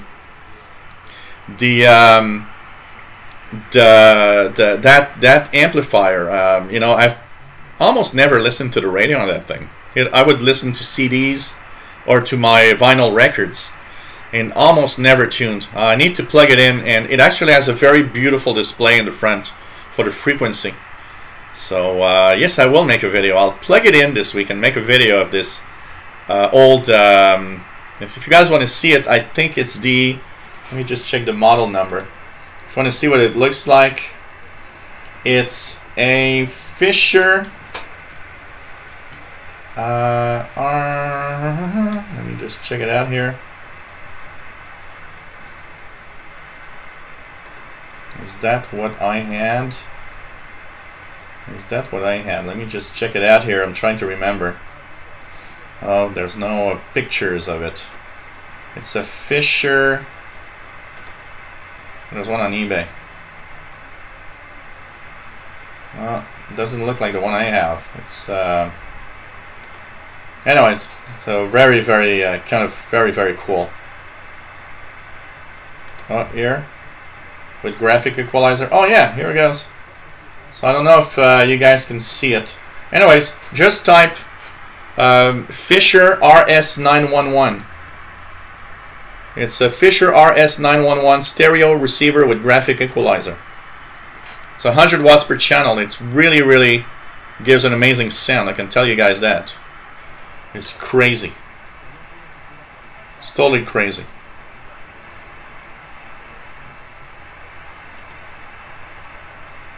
So you're watching the Shortwave radio show, and we are live from Montreal, Quebec, Canada. And it's pretty cool to do this show all the time. We're almost at 2 hours already, man. The time flies, and I've only drank one beer. Let's check out our treasures. And I will take this one, the Trois Pistoles, which is a city in the province of Quebec. So this is my next beer, Trois Pistoles. And let's check that out. And this one has a very dark color. And here we go.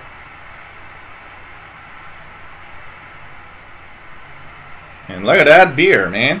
This is cheers, everybody. And sorry for those that are offended by the fact that I drink beer on the show, but that's life. Maybe you can start a shortwave show with no alcohol. Let's make some competition on shortwave shows.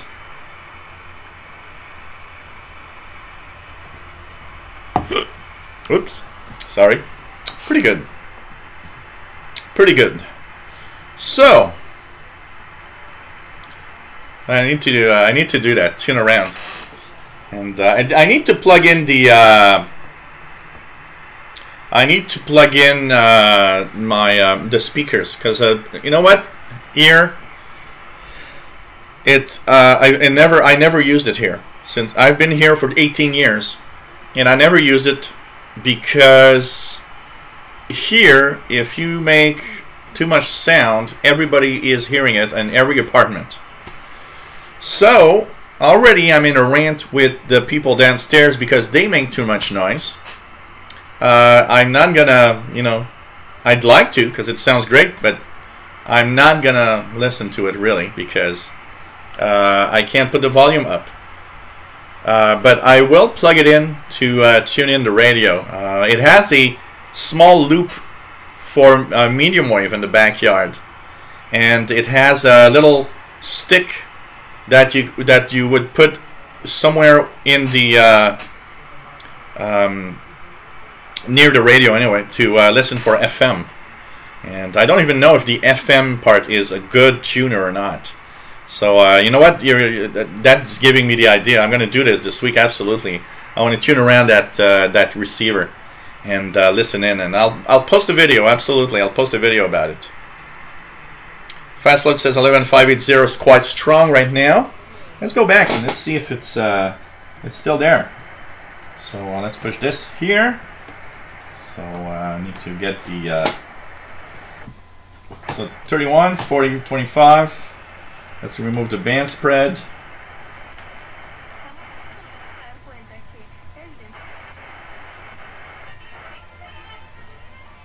Yeah, with some music. Let's see what's at 2200 hours on WRMI, by the way. What do you think about long waves and past in meters in the areas? Well, you know, long wave was very particular. Here in North America, long wave is not for stations, by the way. A lot of people are asking me, saying, "Oh, you got no long wave stations here?" No, here is non-directional beacons, and there's a small chunk of it that is actually simply being kind of an experimental band for amateur radio and so on. So still have a mini Fisher amp from a mini stereo kit. Sounds very good and loud. It is amazing. The sound quality of that Fisher amplifier is amazing.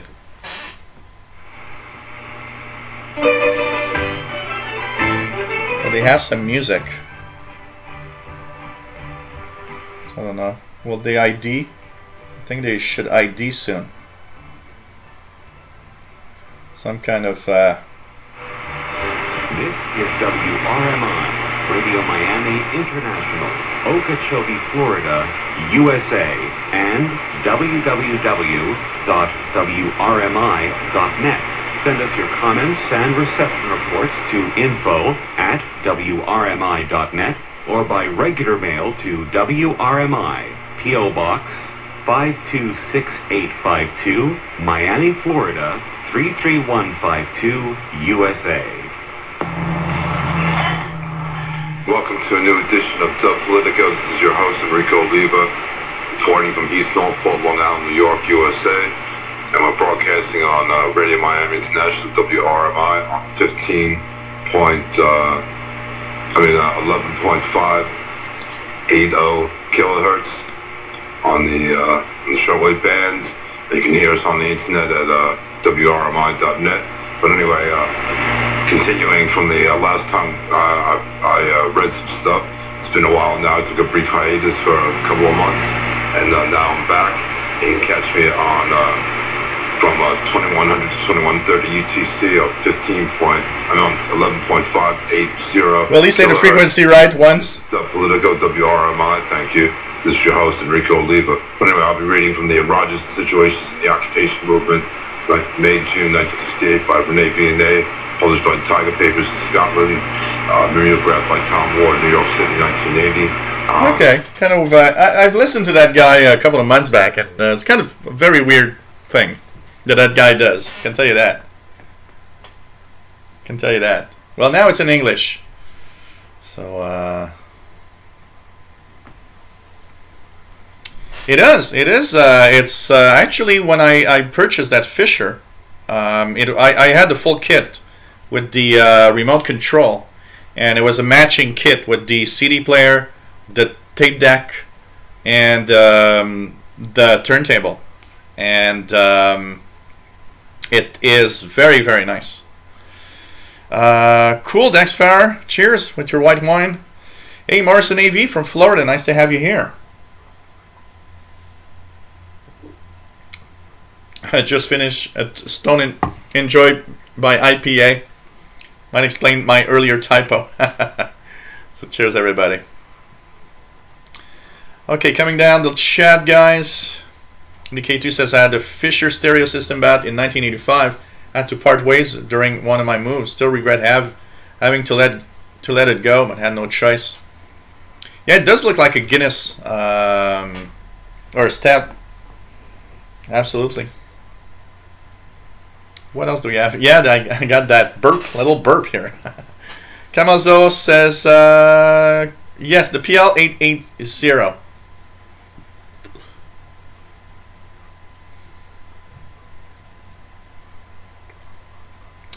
Okay, Camel Zorro, you can't really change the ferret loop for long wave or medium wave for something necessarily something else in it, because the ferrets have a specific. So the one in the PL660, the number of turns creates it kind of makes the radio resonant at specific frequencies. So you can't switch that ferret with a ferret from another radio that's bigger, or because it might actually completely false tune where you are on the bands. What you could do is maybe get some kind of you know what, a lot of people for medium wave and long wave have been having a lot of good reception with the Texan. It's a little Texan loop that's very inexpensive, and that you basically just put next to the radio, so it does like a coupling between both. There's no plugging in of a cable or anything. And I've seen quite a lot of people saying that it's actually not bad. Sal Marandola, nice to have you on board, having one with me. Cool. Cool. Dirt PA 2C has a Heineken. So, oh, fast load. Yeah, I should. The only thing, fast load, I got tons of records, but I need a needle for my turntable, and I can't find a damn needle for that turntable. I tried to find it at a million places online, cannot find a damn needle. It's a cartridge with the needle, and I can't find a replacement for it. I'm almost at, well, I saw one, and it was like $80, and I was thinking, well, if I'm going to spend $80 for a cartridge with the needle, I'm going to buy a new turntable, I can tell you that. So,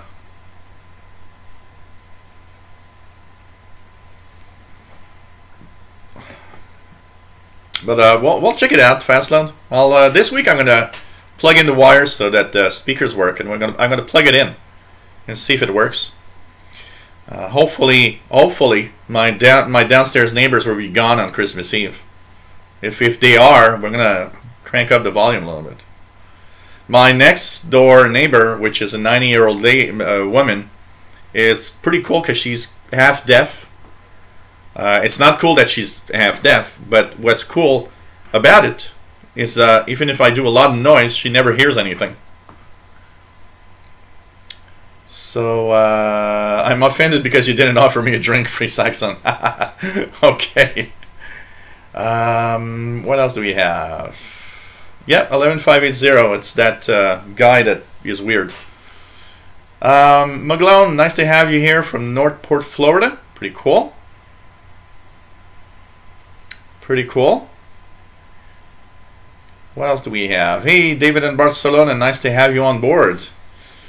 I don't know, that host sounds a little lost when... he's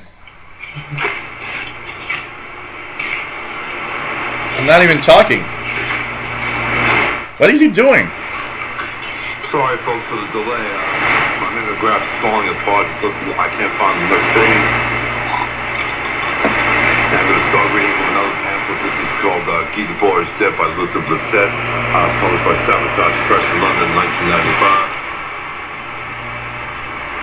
I really hope that my live shows don't look like that guy's show on WRMI. Please. Look at that! He can't even find his way in the literature that he's reading. 1995 in London. I'll read the few things here. What is that? Appendix 1. Extract from a field study in the dwindling force of cognition, or as least suspected, a critique of the situation international as a revolutionary organization by Robert Chaz of Bruxelles. I talked to Bruxelles all the phone when I first... I don't know, but this is weird. I can tell you that. This is something. I can tell you that.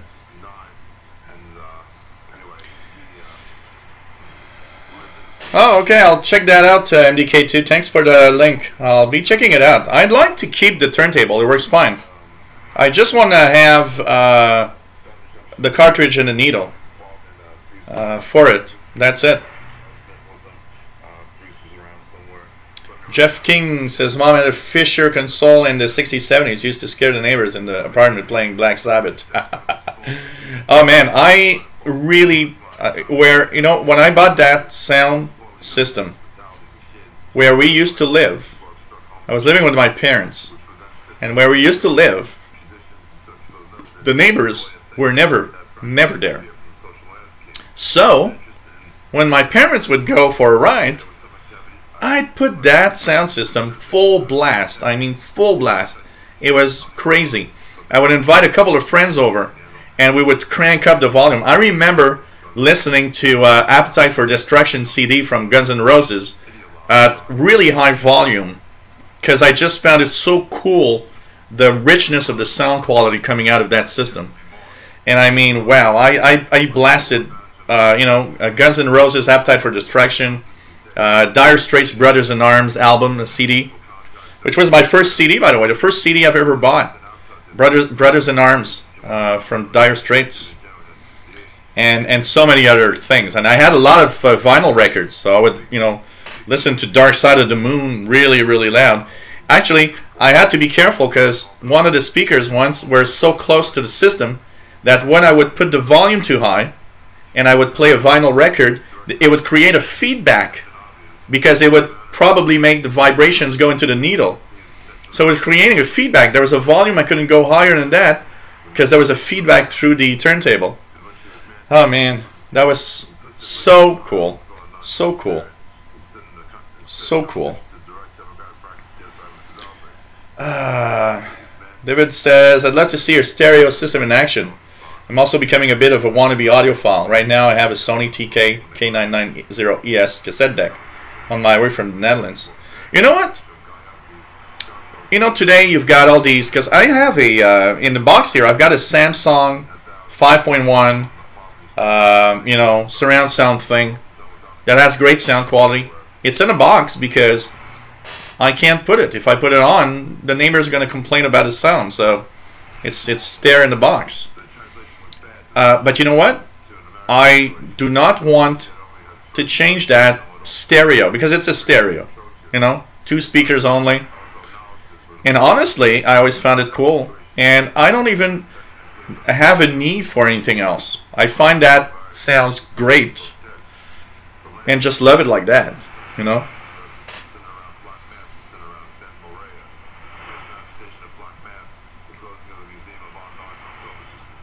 Jerome says he's in a van. I don't know, but man, that guy is celebrating New Year's early. I don't know, but it's kind of weird. What the hell is that? I totally agree, David. Okay, David, you are right. You are totally right. It's better than the moaning from Brother Stare. I'd rather hear this amateur-like show. Those in the social perspective would have called black mass adventures, but adventure as type law unfolding was completely missing. For Land's participation in black mass was public. Demonstration printing. Weird broadcast, but it's better than the moaning. Gotta tell you. Gotta tell you. T-Mel says, often Shortwave is like the world's worst open mic night. Morrison Navy says, oops. Why are dedicated directional FM outdoor antennas so rare now? Any suggestions?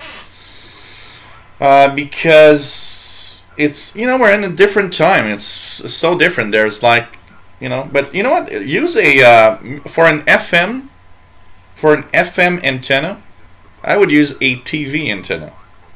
Find yourself a TV antenna. They were great with FM. They're in the same frequency range anyways. TV antennas were, you know, the good old TV antennas, and there's tons of them available everywhere. They were, you know, for the VHF low band from about 54 megahertz, 55 megahertz, and up to a really high frequency where, you know, from the channel VHF to UHF channels. And they work great. These antennas actually work great for FM reception. I can tell you that. Man Radio DXer bought a turntable and started collecting some of his old favorite vinyls. Pieces that some other ones I want are crazy because vinyl revival. Yeah, it's more expensive now. David Arden, I had to buy a new cartridge for my turntable several years ago. That was the only way I could get a needle that worked. It was almost as much as buying a new turntable. Yeah, that's pretty much what I saw. I did see one place that had one. Really, really complex. We used to shake the walls in our old 100-year-old house. What year did you buy the Dire Straits CD? I bought it. So I bought that sound system in early 1990. So I bought the Dire Straits Brothers in Arms. And the reason I bought the Dire Straits Brothers in Arms CD, for those that know a little bit about the CDs, you know, you had AAD, ADD, and DDD. So that was analog to digital, analog to digital, and the bests were digital recording to digital mixing to digital CD. And Brothers in Arms from Dire Straits was the only DDD, digital album. So everybody was saying if you want to try out your CD player and see how good the sound is, you need to buy that album. That's the one. So I purchased that album for that reason. Take care, Daxfire74. No, not the 1982 album. I bought Brothers in Arms in 1990. It was the first album ever made digitals. Ralph Bender says his favorite band ever is Queen. I have several bands that I like. I'm a big Police/Sting fan. I'm a big Pink Floyd fan. I'm a big U2 fan. My childhood band that I still listen today and love is Duran Duran. I listen to a lot of stuff, and it's what I like about the fact that first where I was working before I started my own self-employed job, they had a radio all the time, so I actually have a very good knowledge of the 90s music. And the fact that I go to karaoke and that the average age there is like about 28, 29 years old, keeps me up to date with even the latest stuff, Lady Gaga and whatever. So I like that for that. It keeps me kind of up to date on what's today. And I mean, there are some good artists today also. You know, I mean, there's stuff that I like today, but of course, you know, my when I took my guitar lessons, of course, I was a big fan. Any guitar player from my time, anyways, we all wanted to play some Led Zeppelin. So I was a big fan of Led Zeppelin. I still like Led Zeppelin. You know, there's a lot of stuff. The Doors, I love the Doors. I'm a big mix of music because my brother is almost 10 years old, 10 years older than me. And when I was young, he was still in the house. He would listen to the 60s and 70s stuff. I would listen to the pop rock of the 80s. So it's funny because today when we meet, we're a mix. He puts on music that was my music, like Duran Duran, because I was always blasting that music, and he would hear it all the time. And today I listen to Pretenders, to Doors, to Led Zeppelin, and Pink Floyd, and the Rolling Stones, because my brother would blast that music all the time. So it kind of made a big mix in my head of a very wide knowledge of music in general. So it's pretty crazy. Madrid DXer says, play Bryan Adams' Wake Up the Neighbors album on that Wi-Fi. Oh man. You know, if there would be nobody around, I tell you guys, I would tonight plug everything and blast some music out of it. I would be in heaven just listening to a, you know, high volume album. You know, I would put Reckless.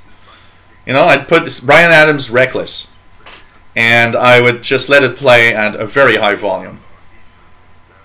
Even Dark Side of the Moon is great and amazing listen on a high volume. I mean, at the beginning, I always remember how amazed I was when Dark Side of the Moon starts.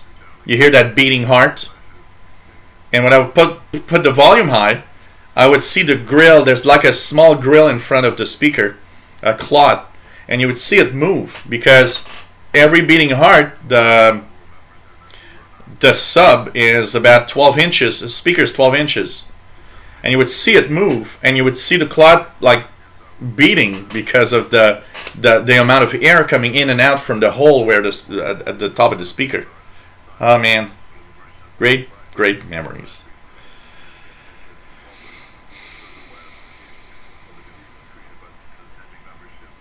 Yeah, well, there must be some dedicated FM band antennas, but you know, TV antenna works great.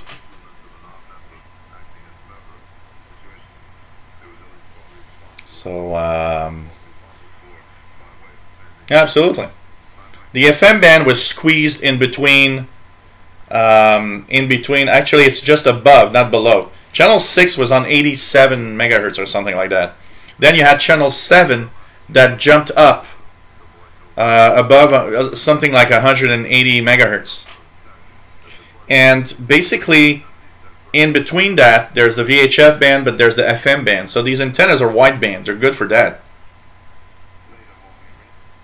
It's true. You got to be careful. Morrison AV has it says some TV antennas are trapped out of the FM band, so you got to be careful which one you're going to choose. That's true.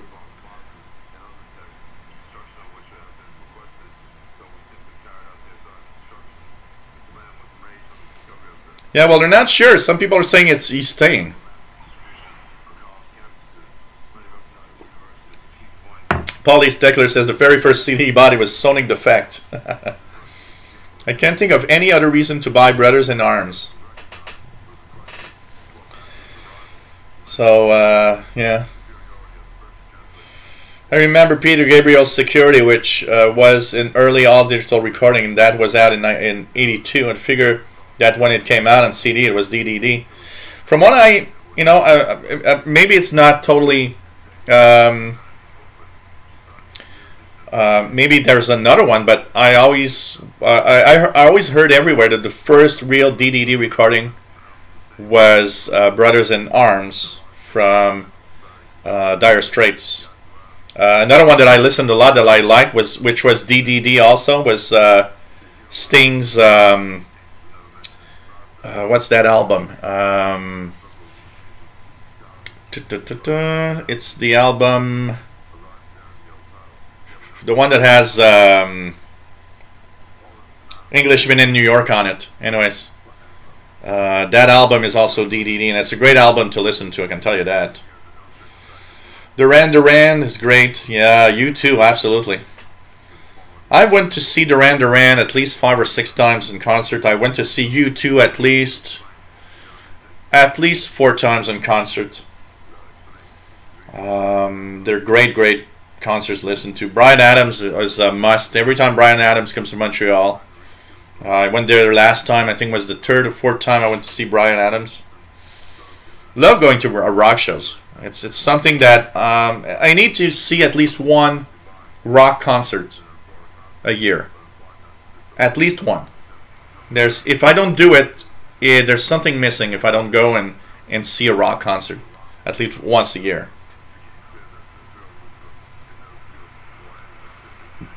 Pretty crazy. Oh man. Dave in Ohio says Glenn Miller Band. Yeah, why not?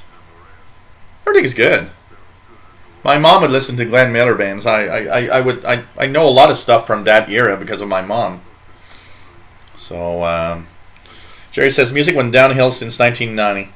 Well, did he just barf? Number 12, September 1969. Joint section would make he just add on the affair of the British section, but it would not there or elsewhere hold a big deal with the affair. He just barfed on the air. Wow, okay.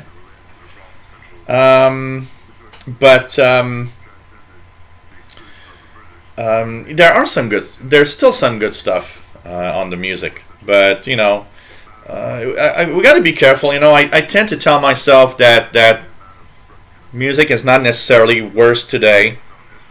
It's just that it's not our thing. You know, we have our period of time. We have when we are young, you know, and the magic of growing up, listening to our first music albums that we love, and artists.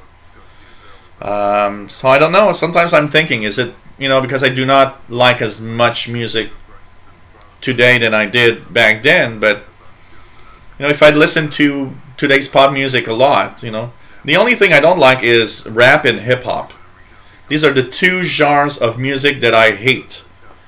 If you are inviting me to a party to listen to a rap or a hip hop album, count me out, because I'm not there. Okay? But there's a lot of stuff. There's a lot of stuff. So, David says, as a small collection, you know, I had hundreds and hundreds of records. Unfortunately, when I moved, and I moved twice. First time I moved was out of my parents' home, and that I actually threw away some records because I couldn't bring it out. You know, this is heavy, and when you have 500 or 600 LPs, it's very heavy to bring along. So I lost some there, and when I moved from where I lived before to here, I lost more of it, which is sad because I would have loved to have that full collection, which was, you know, I was close to maybe 1,000 records, LP records. But you know, they're so heavy that at some point when you think about moving, you're like, okay, what am I going to bring with me exactly? You know. And DK2 says, my sister was going to see Led Zeppelin in '81, but of course John Bonham died. You know what? My brother has the same story. My brother had purchased the tickets, I believe, or was about to purchase the tickets, because Led Zeppelin was about to come to Montreal when John Bonham died. And for those that don't know how he died, it's, you know, one of those stupid things. He was so drunk that he vomited, but he was so drunk that he never woke up, so he kind of suffocated on his vomit. One of those stupid ways to die, you know. Muglone, Santana and Tower of Power.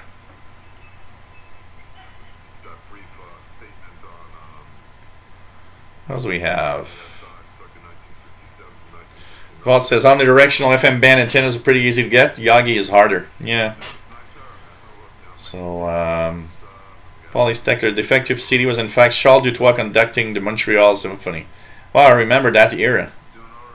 It was at that time, I think, when Charles Dutoit was there that they did the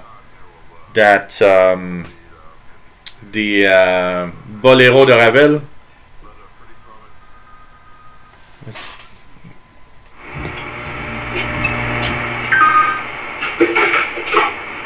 His phone was ringing while he's doing the show. Craig Parman's Roger will go on Linden Labs here, nice sound public announcement. I love this guy. By Lorraine Parman, Black and Red Detroit. It's like me doing a live show and the phone rings. And you could see his despair. It's like, oh damn, that phone is ringing. Oh man, this is crazy. It is entertaining listening, I can tell you that. I'm gonna listen to that guy more. So,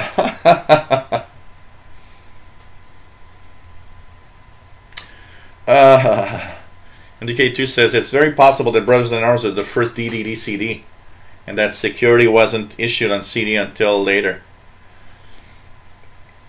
You know, he still puts on a remarkably good live show, The Cure. I saw them 3 years ago, and it was amazing.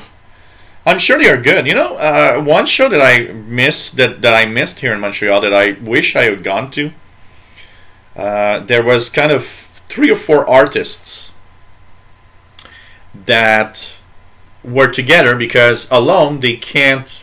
They're not popular enough today to make their own shows. They were at the Bell Center, and they had. Cyndi Lauper, they had Pat Benatar, and 2 other acts that are well known, but I don't remember the names. And the 2 other acts, I was never a big fan, but I was kind of a fan of, you know, Cyndi Lauper, and I was a big fan of Pat Benatar. And I regret not going there to see that. And apparently, the next morning when I read the newspaper, they were saying that what saved the show was the amazing performance of Pat Benatar that night. I would have loved to see it. Oh, Billy Idol. Billy Idol's good. I sing some Billy Idol stuff at the karaoke. Yeah, that WRMI guy is really, really bad. It's really crazy. Merck H said, I thought it was interesting when the Beatles stuff was released on CD. You could hear all the flaws. Great music, though. Yeah, Beatles stuff is good. One thing that you do see a lot is and the CD brought it out a little bit. On the CD, you could hear a little more of that, you know, background noise that the recordings of the time had, which was, you know, was the best they had back then. I mean, you know. Man Raider the Expert says there's still some good stuff after 1990, but fewer than back in the 80s. Yeah. William Helm says, dipole 5 feet long, easy to do for 80 to 108. Yeah, you could try to do. Free Saxon says, true to some extent. But no, most music is crap. Rap is crap. I am allowed to say crap. Yeah, absolutely. Crap is okay. Yeah, Jerry says 8 Smashing Pumpkins. Can't stand the singer's voice. Oh, man. You know, a lot of the CDs that came out, as MDK2 says, a lot of the CDs were bad. And a lot of the CDs that came out in the 90s that were CDs for old records, they just slapped that music on and it's like, who cares? And they would sell them at ridiculously high prices. Hey, the Doors on CD. I'm sorry, but that sound is the crappy Doors of the sound of the time. I mean, the music's great. Don't tell me. It's like, you know, when they say remastered, I'm sorry, but I am not one of those that agrees with you remaster the old stuff, it's better. No, it's not. And I'm more one of those that are going to say, just leave it as it is. I mean, I listened to it like that when I was young. I listened to some crappy 4-track tapes. You know, I even have some here. Look at that, guys. I even got some here.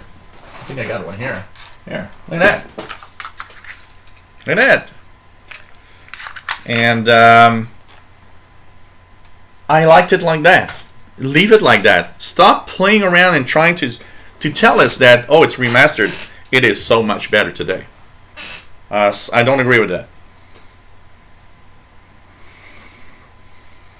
The nerve of people dying when you want to hear their music. Yeah, David Arden. You know, it's just crazy. Wow, Dave Todd saw Hendrix in '67. I'm sure that was pretty good. So, yeah, the original singer, Jerry. Yeah.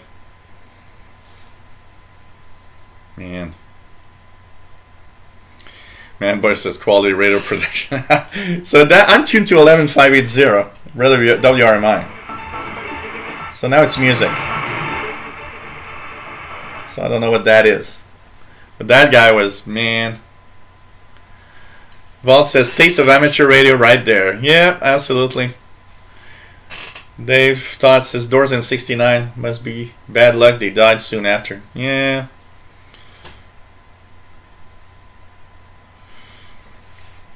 William Helm says, not a country western fan. Closest to my taste coming to is bluegrass. Most anything else is quite okay. Andrew the DXer says, it sounds that guy that hires airtime giving some mad news. You have him on a video some time ago. Yes, I did post a video of that guy at a couple of months back. So, I don't know. I can tell you that. I don't think. So, okay, I'm going to check that out, David, for sure. The channels.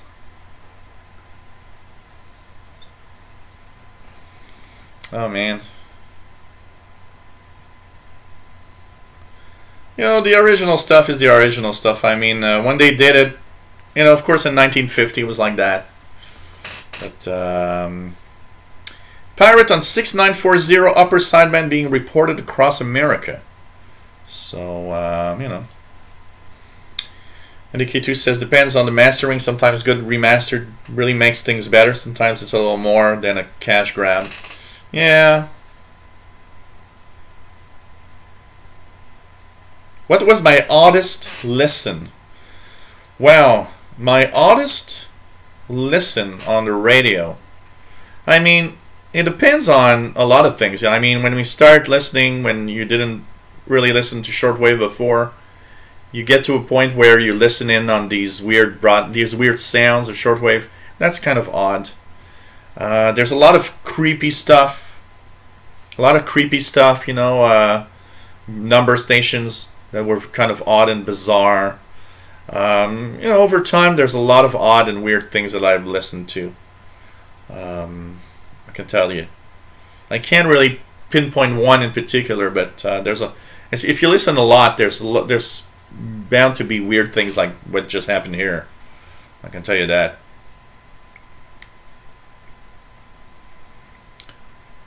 Oh, tubular barrels, yeah, tubular barrels. I'm gonna try it out here. Vienna Seno says no signal on 6940. Jack Amalar says good in Michigan. So I'm gonna check it out. I'm gonna turn on the radio here. Brian Bean, hey there, nice to have you here. Did you talk about the fire at WBCQ? Yes, I did, and let's just, as there are more people joining in today, just gonna re-mention that WBCQ had a fire. They were, they actually lost their biggest transmitter, the 50 kilowatt transmitter.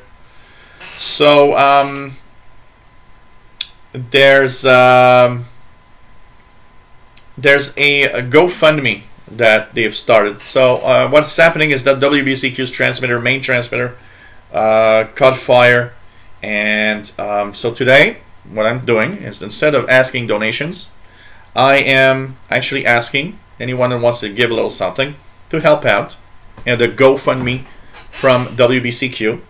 So the guy needs $20,000. Alan Weiner said he needs $20,000 to buy a used shortwave transmitter and bring it to the transmitter site in Monticello, Maine.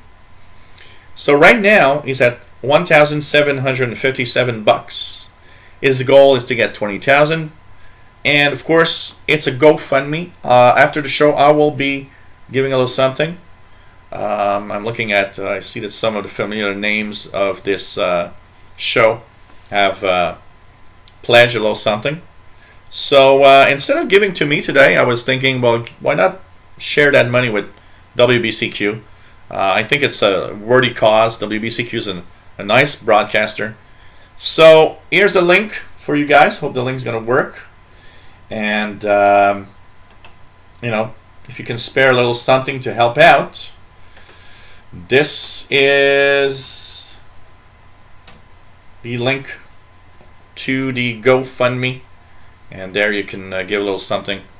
And let's hope that he manages to get the $20,000 in order for him to buy the transmitter, for sure.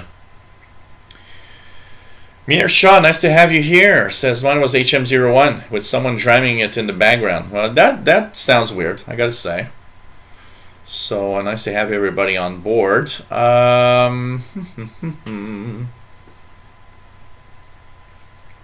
What else do we have here?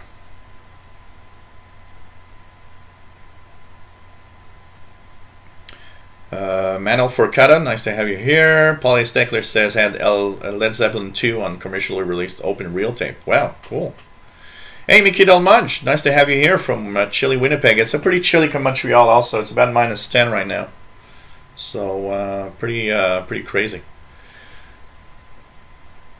Mickey says, not sure what the chat is all about. 3,000 LP records, and I have no idea how many CDs.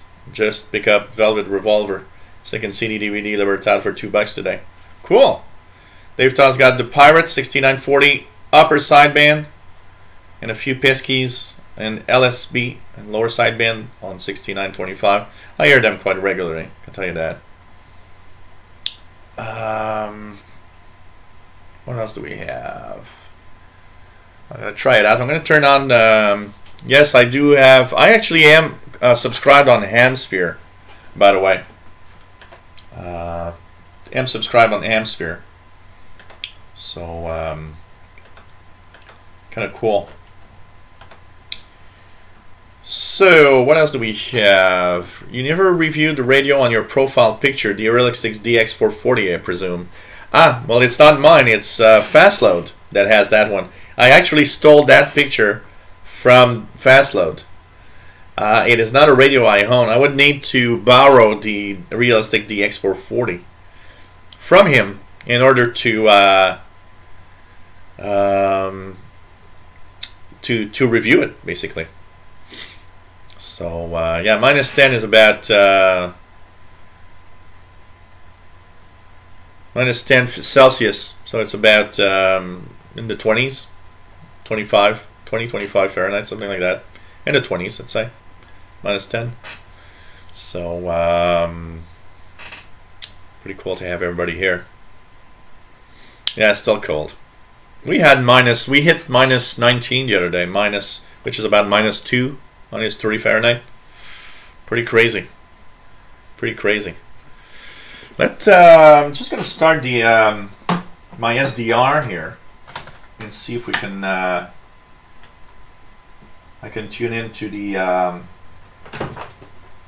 I'm going to plug in the ephedry SDR receiver, and I believe it is on, and we're going to go here and try to tune on the Pirate, see if I can hear the Pirate station on the bands. Let's see the lower parts of 41 meter band.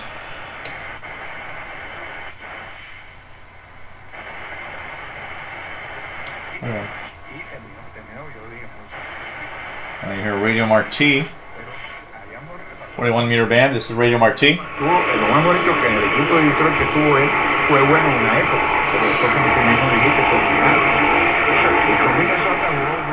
Take care, David Arden. Always nice to have you on board, and enjoy yourself. And don't forget, everybody, Friday, December 22nd, this coming Friday, we have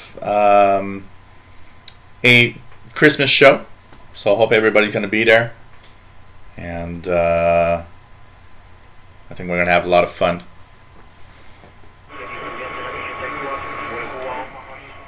Check out the 49 meter band. We have a truth. We know the truth. The truth of God's word. Lord on the old rugged cross. So when Jesus was born of Mary,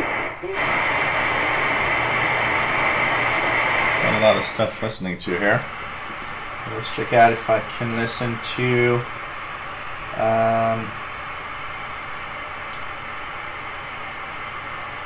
Just gonna check out if we can hear the pirate station on 6940 upper sideband. Okay. Yep, here we go. See if I can tune in. That's okay. Okay. Tune in, connect. 5G. 6940. Upper sideband. Yep.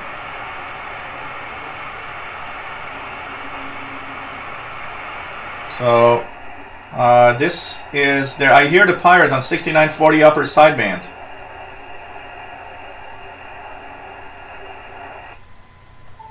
Oops. Oh, it just crashed HDSDR. First time it happens on this machine.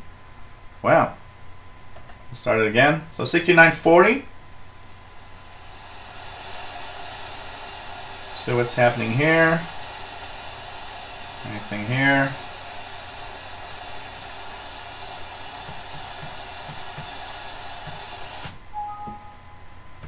I have to restart the computer. So anyways, I was hearing the pirate station. It was coming in 6940 upper sideband.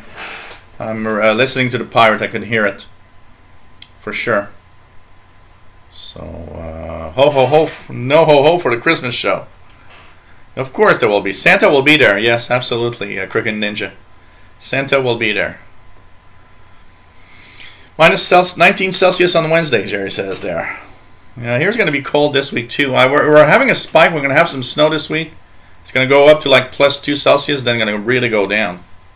So pretty cold weather, I can tell you that. Jerry says 6940 is S7, and I can hear it here.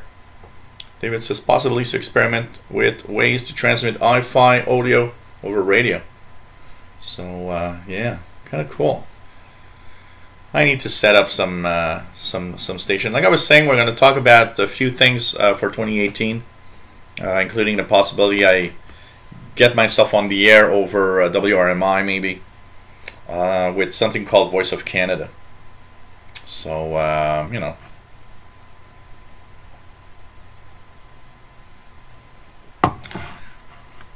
Jerry says Santa better bring my ICOM ICR 8600 this year. Ah man. What are you going to do if he doesn't bring it? If I had the money, I'd buy one. If I had the cash to do so, I'd buy one. I'd like to have one of those. They are just so beautiful and so fantastic radios. Let's check out the medium wave band a little bit. How about that, guys? I'm going to start from the bottom here. I'm going to tune around a little bit the medium wave band. I'm going to just turn off the PC here to not cause interference. But we're going to tune a little bit of the medium wave band. So the light now is switched to here, from here to here. And now I use this tuning button to tune around. So let's, where am I? Oh, this is shortwave, okay. Medium wave.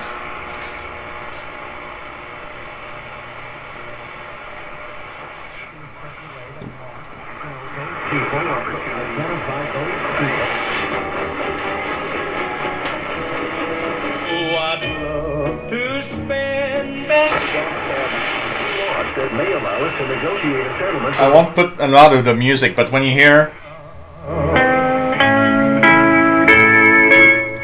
it really sounds like the kind of music you'd listen to when you had that radio in 1969. And the price protection guaranteed quote. Call Tax Mediation Services now at 800-611-5153. That's 800-611-5153. Am I crazy? We are getting, better. If you have an idea, let me have it. I'll do it if it'll work. I'll do anything it takes. All right, let's hope that they have quick break with traffic and weather together. Well, that's the killer. Pre-game show broadcast live from the embassy every Saturday night before the game. See, it's not just about the suit. It's also about Sound the quality man is amazing. inside the suit. And Jean Cartier, un peu d'achalandage au pied du pont en direction de Montréal, en sens inverse, c'est tout à fait recommandé. Chevrolet holiday event warm up to a 2018 Cruze with its leather-appointed heated seats. Details at Chevrolet.ca. Traffic and transit every 15 minutes on CJ 8800. Your next report at 6 o'clock. Hey, Jen and Frank invited us over for...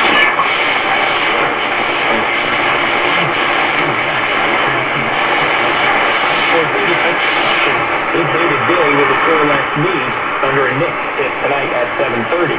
The Nets have dropped 2 in a row. They'll get the pace. the latest news, hottest topics, and best guests, then don't touch that dial. The final hour of Sean, right here, right now. News Radio 920.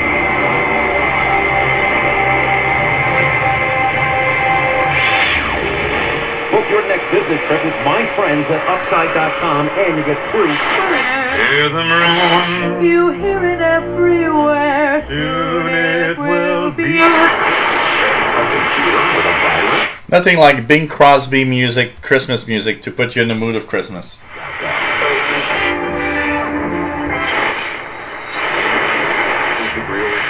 Electrical engineering, electronics, paper science, chemical engineering, or related fields. Minimum 1 year of experience in the job or as an electrical engineer. The National Corporation boils down to one basic principle. Don't spend more money than you take in. Also with your personal financial life. Hello, right? Okay. It's kind of profound, I know. I love it, though. Hey, Richard Tribble, nice to have you here. Ready? Everyone? It's difficult, 7:40, Richard, because we have a traffic station on 7:30, which is highly interfering at 7:40. Not need to go to Harvard Business School or Wharton. Save you some money there. You say, well, it's really trading at 102, whether in fact there would be a transaction for that. And so as you're trying to gather the information and gather the... What we'll do, we're going to go back down, and I'm going to use the county com, and I'll be able to know what frequency exactly we're on the medium wave frequency. So let's try it again.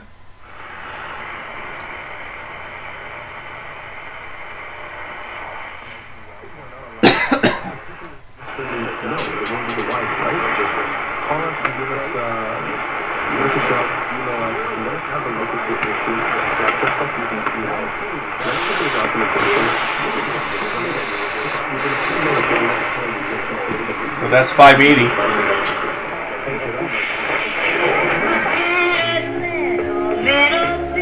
Another Christmas song. It's Brenda Lee. And so that's what I think is happening here with tax reform, like you see with any large piece of legislation. Well, that's Paul Ryan moments ago, and tonight going inside Thomas. Actually, I think he just wrapped up. And this is 620 kilohertz. Also, I mean, this guy lives by the numbers. He could be an accountant. He could be a CEO of a major company. He does not need to be Speaker of the House. In fact, he doesn't really highlight his skill set, except for he's very comfortable in front of the camera. So Paul Ryan says this is the tax. It's under investigation. I know, but he wasn't liked by enough people in the right state. People would have voted for the Democrats. So 630 kilohertz. You know, so the stuff about Russians in the Facebook, I don't think it's live, Kevin. I don't know. Well, we'll see. We'll see. It's under investigation right now. We'll see what the results are. But what you say, I think is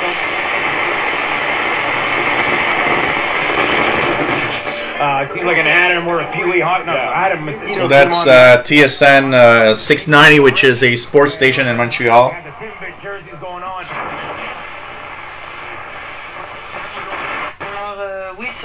So this is 730 kilohertz. It's a French language traffic station in Montreal. On en a quelques-uns. Alors, autoroute métropolitaine en direction est dans la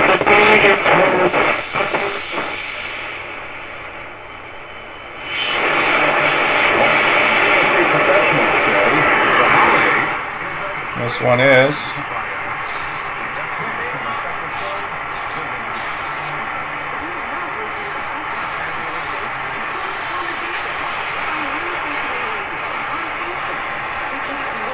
That's 770 kilohertz, which is, I think, WABC in New York.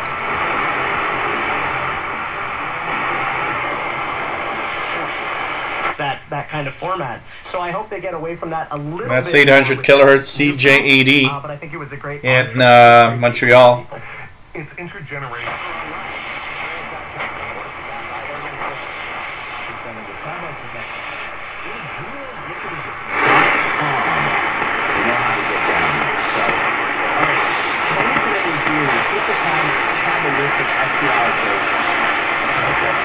That's 830 kilohertz. Yeah, the big stations I hear all the time here from New York, 660, 770, WABC, and WCBS 880. I get very well Boston on 1030 kilohertz. The Bloomberg station 1130 from New York comes in pretty well. On 1010 kilohertz, most of the time I get CFRB, which is the medium wave outlet of CFRX from the shortwave side on 6070. It's sometimes WINS does kind of get over it. Tony Perron, nice to have you here. The crash ignited a massive fire. Suffolk County Police say no one was hurt, but firefighters battled the blaze that engulfed one of the vehicles, a pickup truck. So that's WCBS. Two unusual sea lion attacks in New York. Bay Thursday and yesterday have led authorities to close a popular cove to swimmers. Officials are trying to determine the reason for the aggressive behavior. Park officials say it's so unusual for sea lions that they think the same animal attacked both swimmers. WCBS News Time, 5:53. Time now for CNBC's The Good Life. When Christmas comes around this year, there will be no need to bake.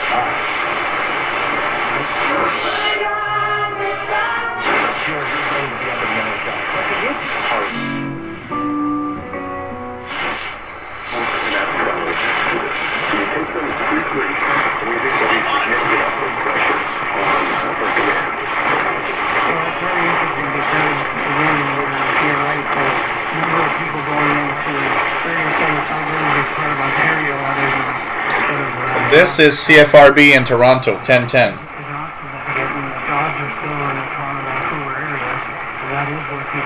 Pretty cool, the Mad Radio DXer.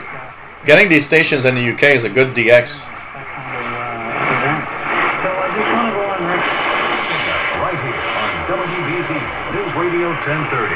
WBZ 1030. WBZ News Time 5:53. Traffic and weather together. The Subaru Recos and New England all-wheel drive traffic on the breeze. Considering I have a lot of noise here, it actually isn't too bad. We have a reported crash on the ramp on the way down to Starlow. Lower deck tonight. Find great deals for everything on their list. Shop in store and at Cabela's.com. How would you like to succeed with your New Year's resolution before the new year even starts? Hi, I'm Rick Edelman, host 1080 of kilohertz. Heard right here every weekend. Your New Year's resolution. This is 1080 kilohertz, which I don't remember what station it is. You'll be able to live the lifestyle you want in retirement. No need to wait to January. Take advantage of the holiday downtime to schedule an appointment right now. I have heard WBAL 1090 a few times. It's even fun. And getting started now means you can start the new year knowing that your personal finances and your investments are in order. We've been helping people just like you for more than 30 years. Yes, we have. At 888 Plan Rick. Spend your money. Come and see us. We will help you out if you spend more money. Yes, I can do it. Click that red button. Advisory services offered through Edelman Financial Services, LLC. Securities offered through EF Legacy Securities, LLC, an affiliated broker-dealer. Member FINRA, SIPC. Credit in $8 down. Required bank approval. Negative equity may be refinanced. Stock number H3700, $350 per month at 8% APR for 72 months. Hey, Jill Merriam here from Key Hyundai with another one of our finance experts. Another one. The weather is getting colder, and our car side that they have there. Christine Varney actually worked both at the Antitrust Division of the Department of Justice, and at one point in time she was a commissioner with the Federal Trade Commission. So she has done a lot of this work. This is the Bloomberg station in New York, 1130. That the Comcast NBCU deal was going through its paces there, and she's the one. I'll check it out, Mad Radio DXer. I'll check some of the uploads from the U.S. and Canada. Deal with this kind of remedy. Jonathan, what kind of testimony do you expect to see in this case? We'll see both fact witnesses and...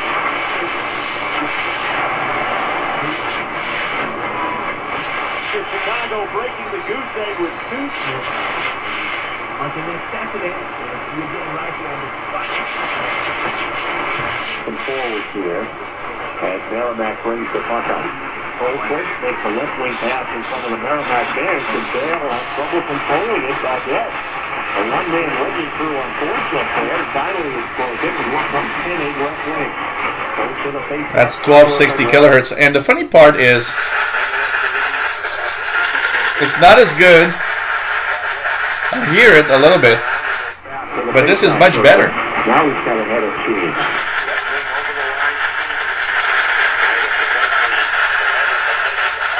Left corner Gaudette gets the puck in the middle now. Left point Davey shoots it high left side up off the glass, and Dasher knocked down by Coombs, and he'll skate ahead. He'll get across the blue line. Right wing pass is McBride at the wall at the...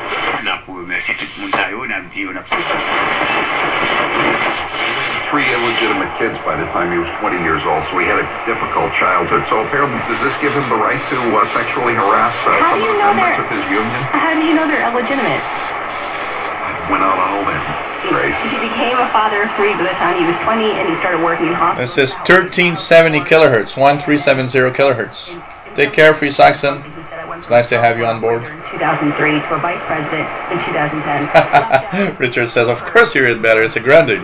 I'm gonna try not to let this destroy my faith in the integrity of the Service Employees International Union. Oh, and Howie, I'm going to give this to you for later on in the show, but guess what state was named the healthiest in the U.S.? Mississippi. Massachusetts. Not for curves. Somehow we got. What happens if I ignore that check engine light? How is شعبان وفوفوز ست شخص وقتنيت جاء ليكتب فينا قصة الحب.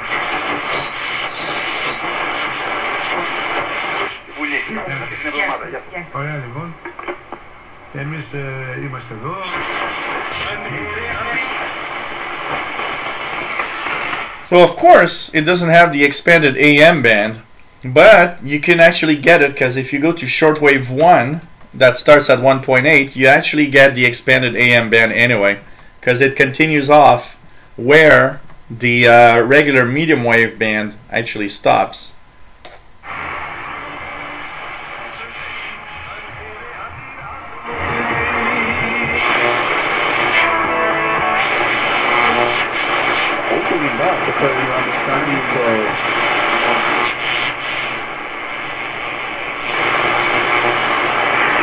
Pretty much it. So amazing receiver, this Grundig, I can tell you that. Hey, Scott Robson, nice to have you on board. And we have been on for 3 hours. We've reached the 3-hour mark. So really nice to have everybody here, of course.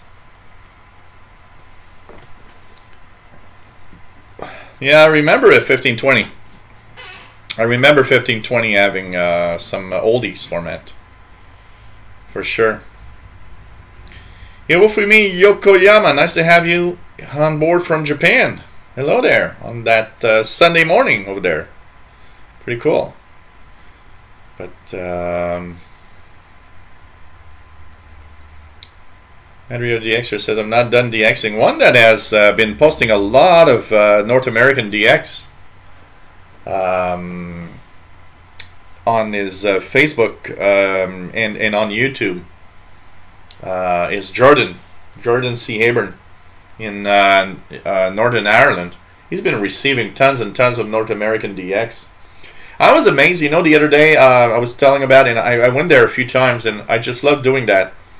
On the Kiwi SDRs, on SDR.hu. There's a Swedish online receiver, and when I tune there, I often go to the medium wave band, and I'm just amazed at all the stations that you can receive from that receiver in Sweden. It's just amazing. Oh, that Grundig receiver is amazing. Great receiver, I can tell you that. It's really cool. Really cool. It's a great radio, and I'll be reviewing it, by the way, this week. You guys will have all the intricacies and little details that make this radio just amazing. I mean, when you tune here, you can actually, look at that. You can close this, push the tuning button, and there, look, it's all flat now. It's just crazy what this radio is. And it's very heavy. Very heavy.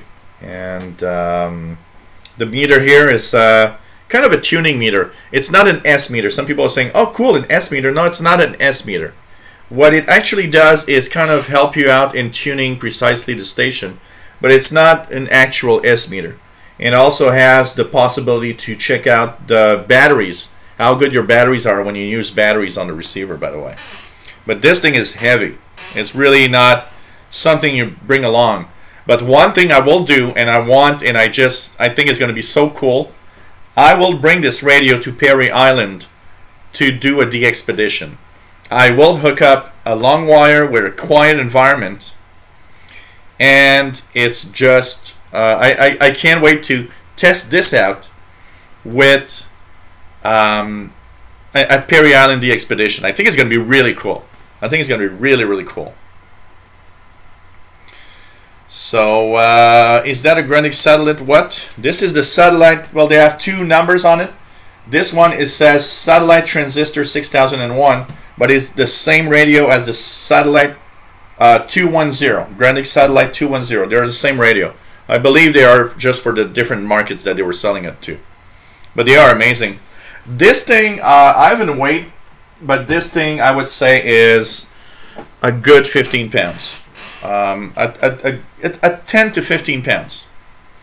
You know, if I take a 10-pound bag of potatoes, kind of 10 to 15 pounds, easily. Matt Anderson, nice to have you here. So, there's a lot of receivers. I like going around SDR.hu. There's a lot of stuff that you can tune around there. It's really cool. And as they say, yes, better late than never. Better late than ever. You are watching the Shortwave show. Hope everybody's having fun on this Saturday evening show. And we will have a Christmas show Friday, 2000 UT. Hope you guys can join in. I think it's going to be a lot of fun. And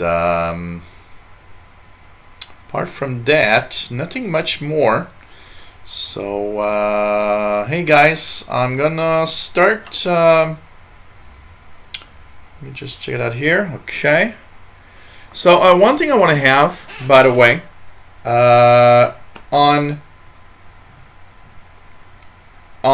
Friday, I would like for you guys to let me know about some cool Christmas radio-related stories that you might have that I could share with all of us. I think it's really cool. I'll have a few radio-related stories, and also I found some information about some stations and Christmas-related stuff that they did.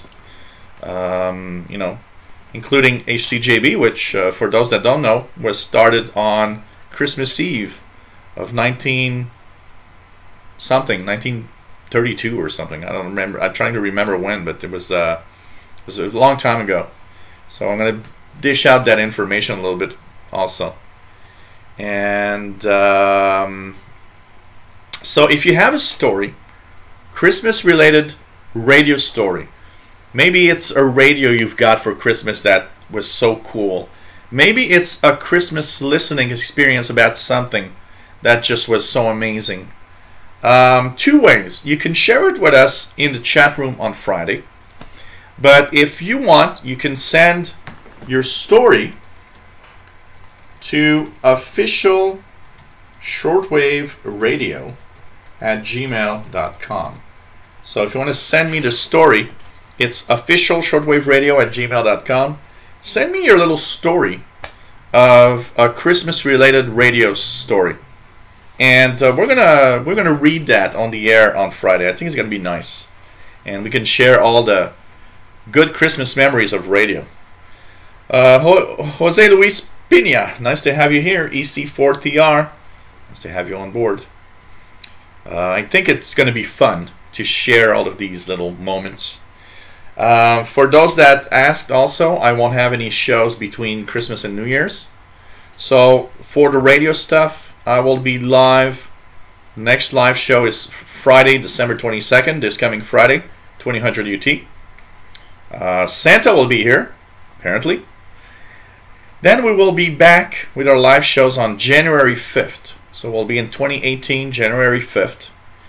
And boy, times flies. I mean, we are at a time when, I don't know. I think, you know what, everybody was telling me, as you get older, you'll see that time goes by faster. And I'm starting to believe them. I'm starting to believe everyone that told me that, because, I mean, it's crazy how time flies. It's totally crazy. So, I think it's going to be cool, you know, to have these little Christmas memories. And I think it's going to be very, very nice to have our little Christmas show with Santa. And we'll be in a different environment, by the way. That Santa show on Friday, that Christmas show, we're going to be next to the Christmas tree and have a Christmas-like environment. And we'll tune around with portable receivers. And I think we'll have just a great time. So no problem, MDK, to understand that. And that's kind of fun. I did that a few years back. A gingerbread house. It's better to do it yourself. You know, baking and building the gingerbread house yourself, that's the best thing you can do. It's really fun little activities. Little fun activities for kids, I can tell you that.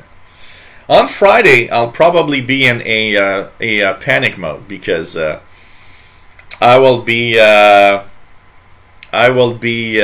know, on Sunday, Christmas Eve, on the 24th, I am going to have about 14-15 people here, including Mr. Fastlow that was in the chat earlier, and his wife. So there's going to be like a lot of things to do. This week is going to be the crazy week for me, where I have to buy tons of things and prepare tons of things in provision for the Christmas Eve party that we'll have here. And it's really so Friday I'm going to be in that mode where I'm a little stressed out, because lots of people coming over and I want to make sure everything's all right. But you know, it's a fun time getting family and friends together. It's always cool, always very, very cool. So you know, it's that period of time again, and then after that it's relaxed. You know, I mean, the next party after that will be at my brother's, which will be on you know, New Year's Eve. My brother and I, usually New Year's Eve, my brother and I, we get shit-faced. We get totally drunk. I usually come back home around 8-9 a.m. on January 1st. And I remember that's last year, I think, it was 7 a.m. and we posted a Facebook picture and we had vodka and orange juice at 7 a.m. I was like, man, this is crazy. We've been up almost 24 hours. But as I get older, these are getting tougher. I mean, this is something that is getting very, very difficult. It's, you know, when you get drunk and you're 18, and when you get drunk when you're 50, oh man, it's not the same thing at all. I can tell you that. So, well, that is being very occupied in MDK2 when your children have birthdays on December, as long as with Christmas and everything. Oh man, crazy, totally crazy. I'm thinking a little something that I would like to send by mail, not email. So I don't know yet, but I'm thinking of some kind of card or something maybe that I could send out. We'll see, anyways. Moral of the Christmas story: encourage people to drink. Young people to drink. Well, we don't need much efforts here. I can tell you that the young generation here drinks a lot of alcohol. I can tell you that. Jack Belt says, New Year's Eve and Trailer Park Boys. Take care, Mir Shah. Nice to have you here. For the rest, you know, between Christmas and New Year is going to be relaxed. Just going to be, you know, going around town, meeting friends.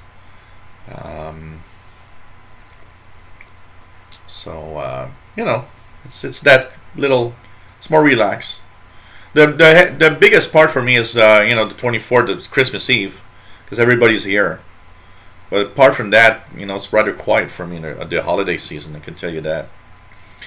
It's one of those. It's not the same, you know. It's even though you know, I have friends and family over and everything. It's for some reason when your parents are not there. You know, when my mom's gone.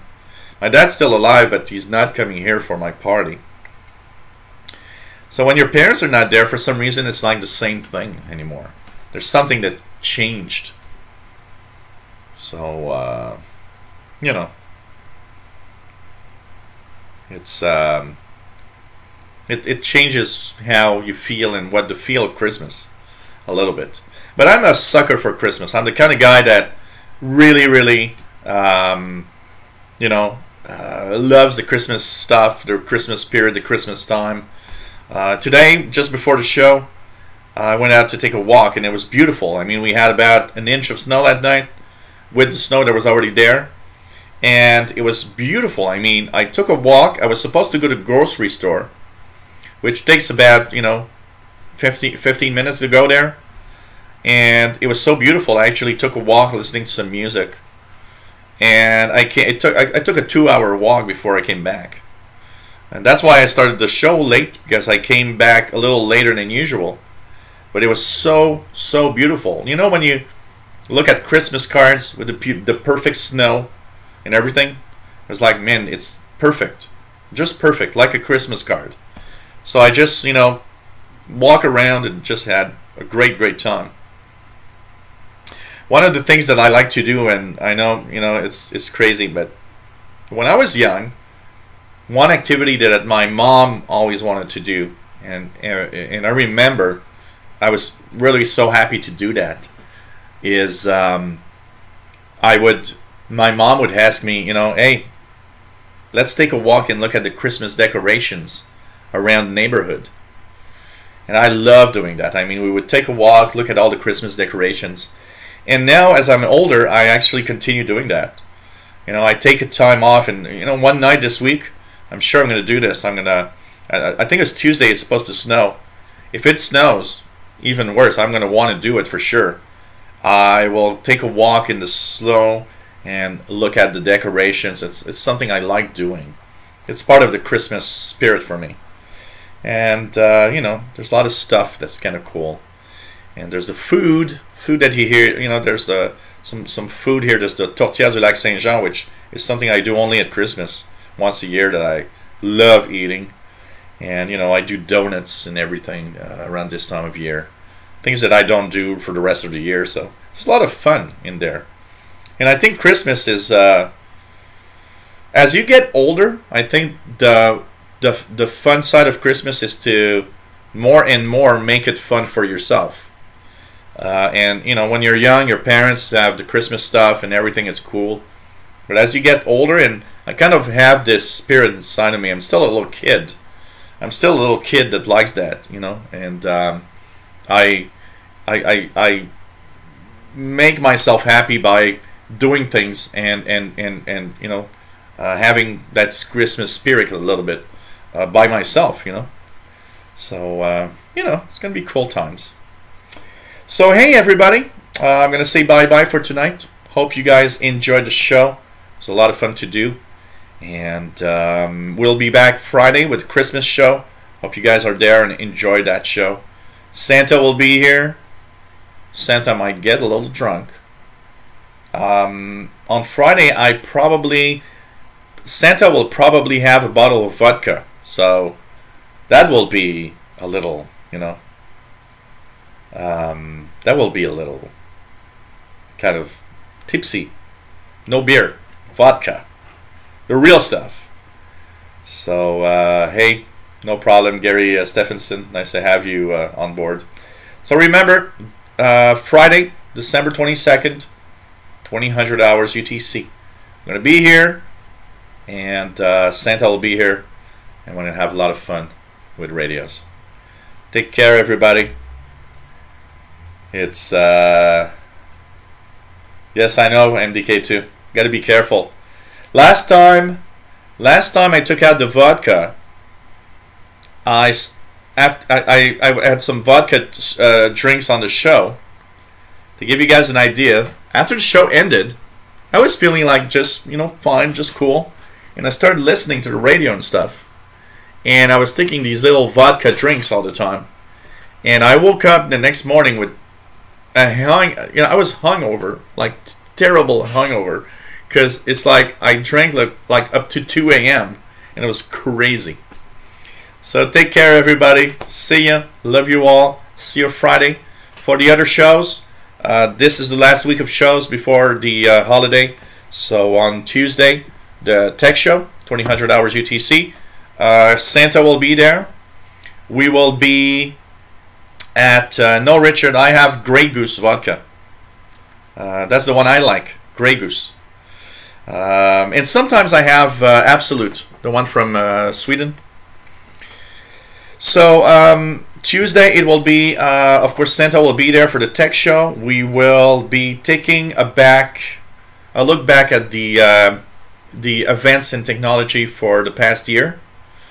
On Thursday we will be with the Windows Insider Hour, hopefully with a new build, which was the last build of Windows 10 for this year, with lots of new features.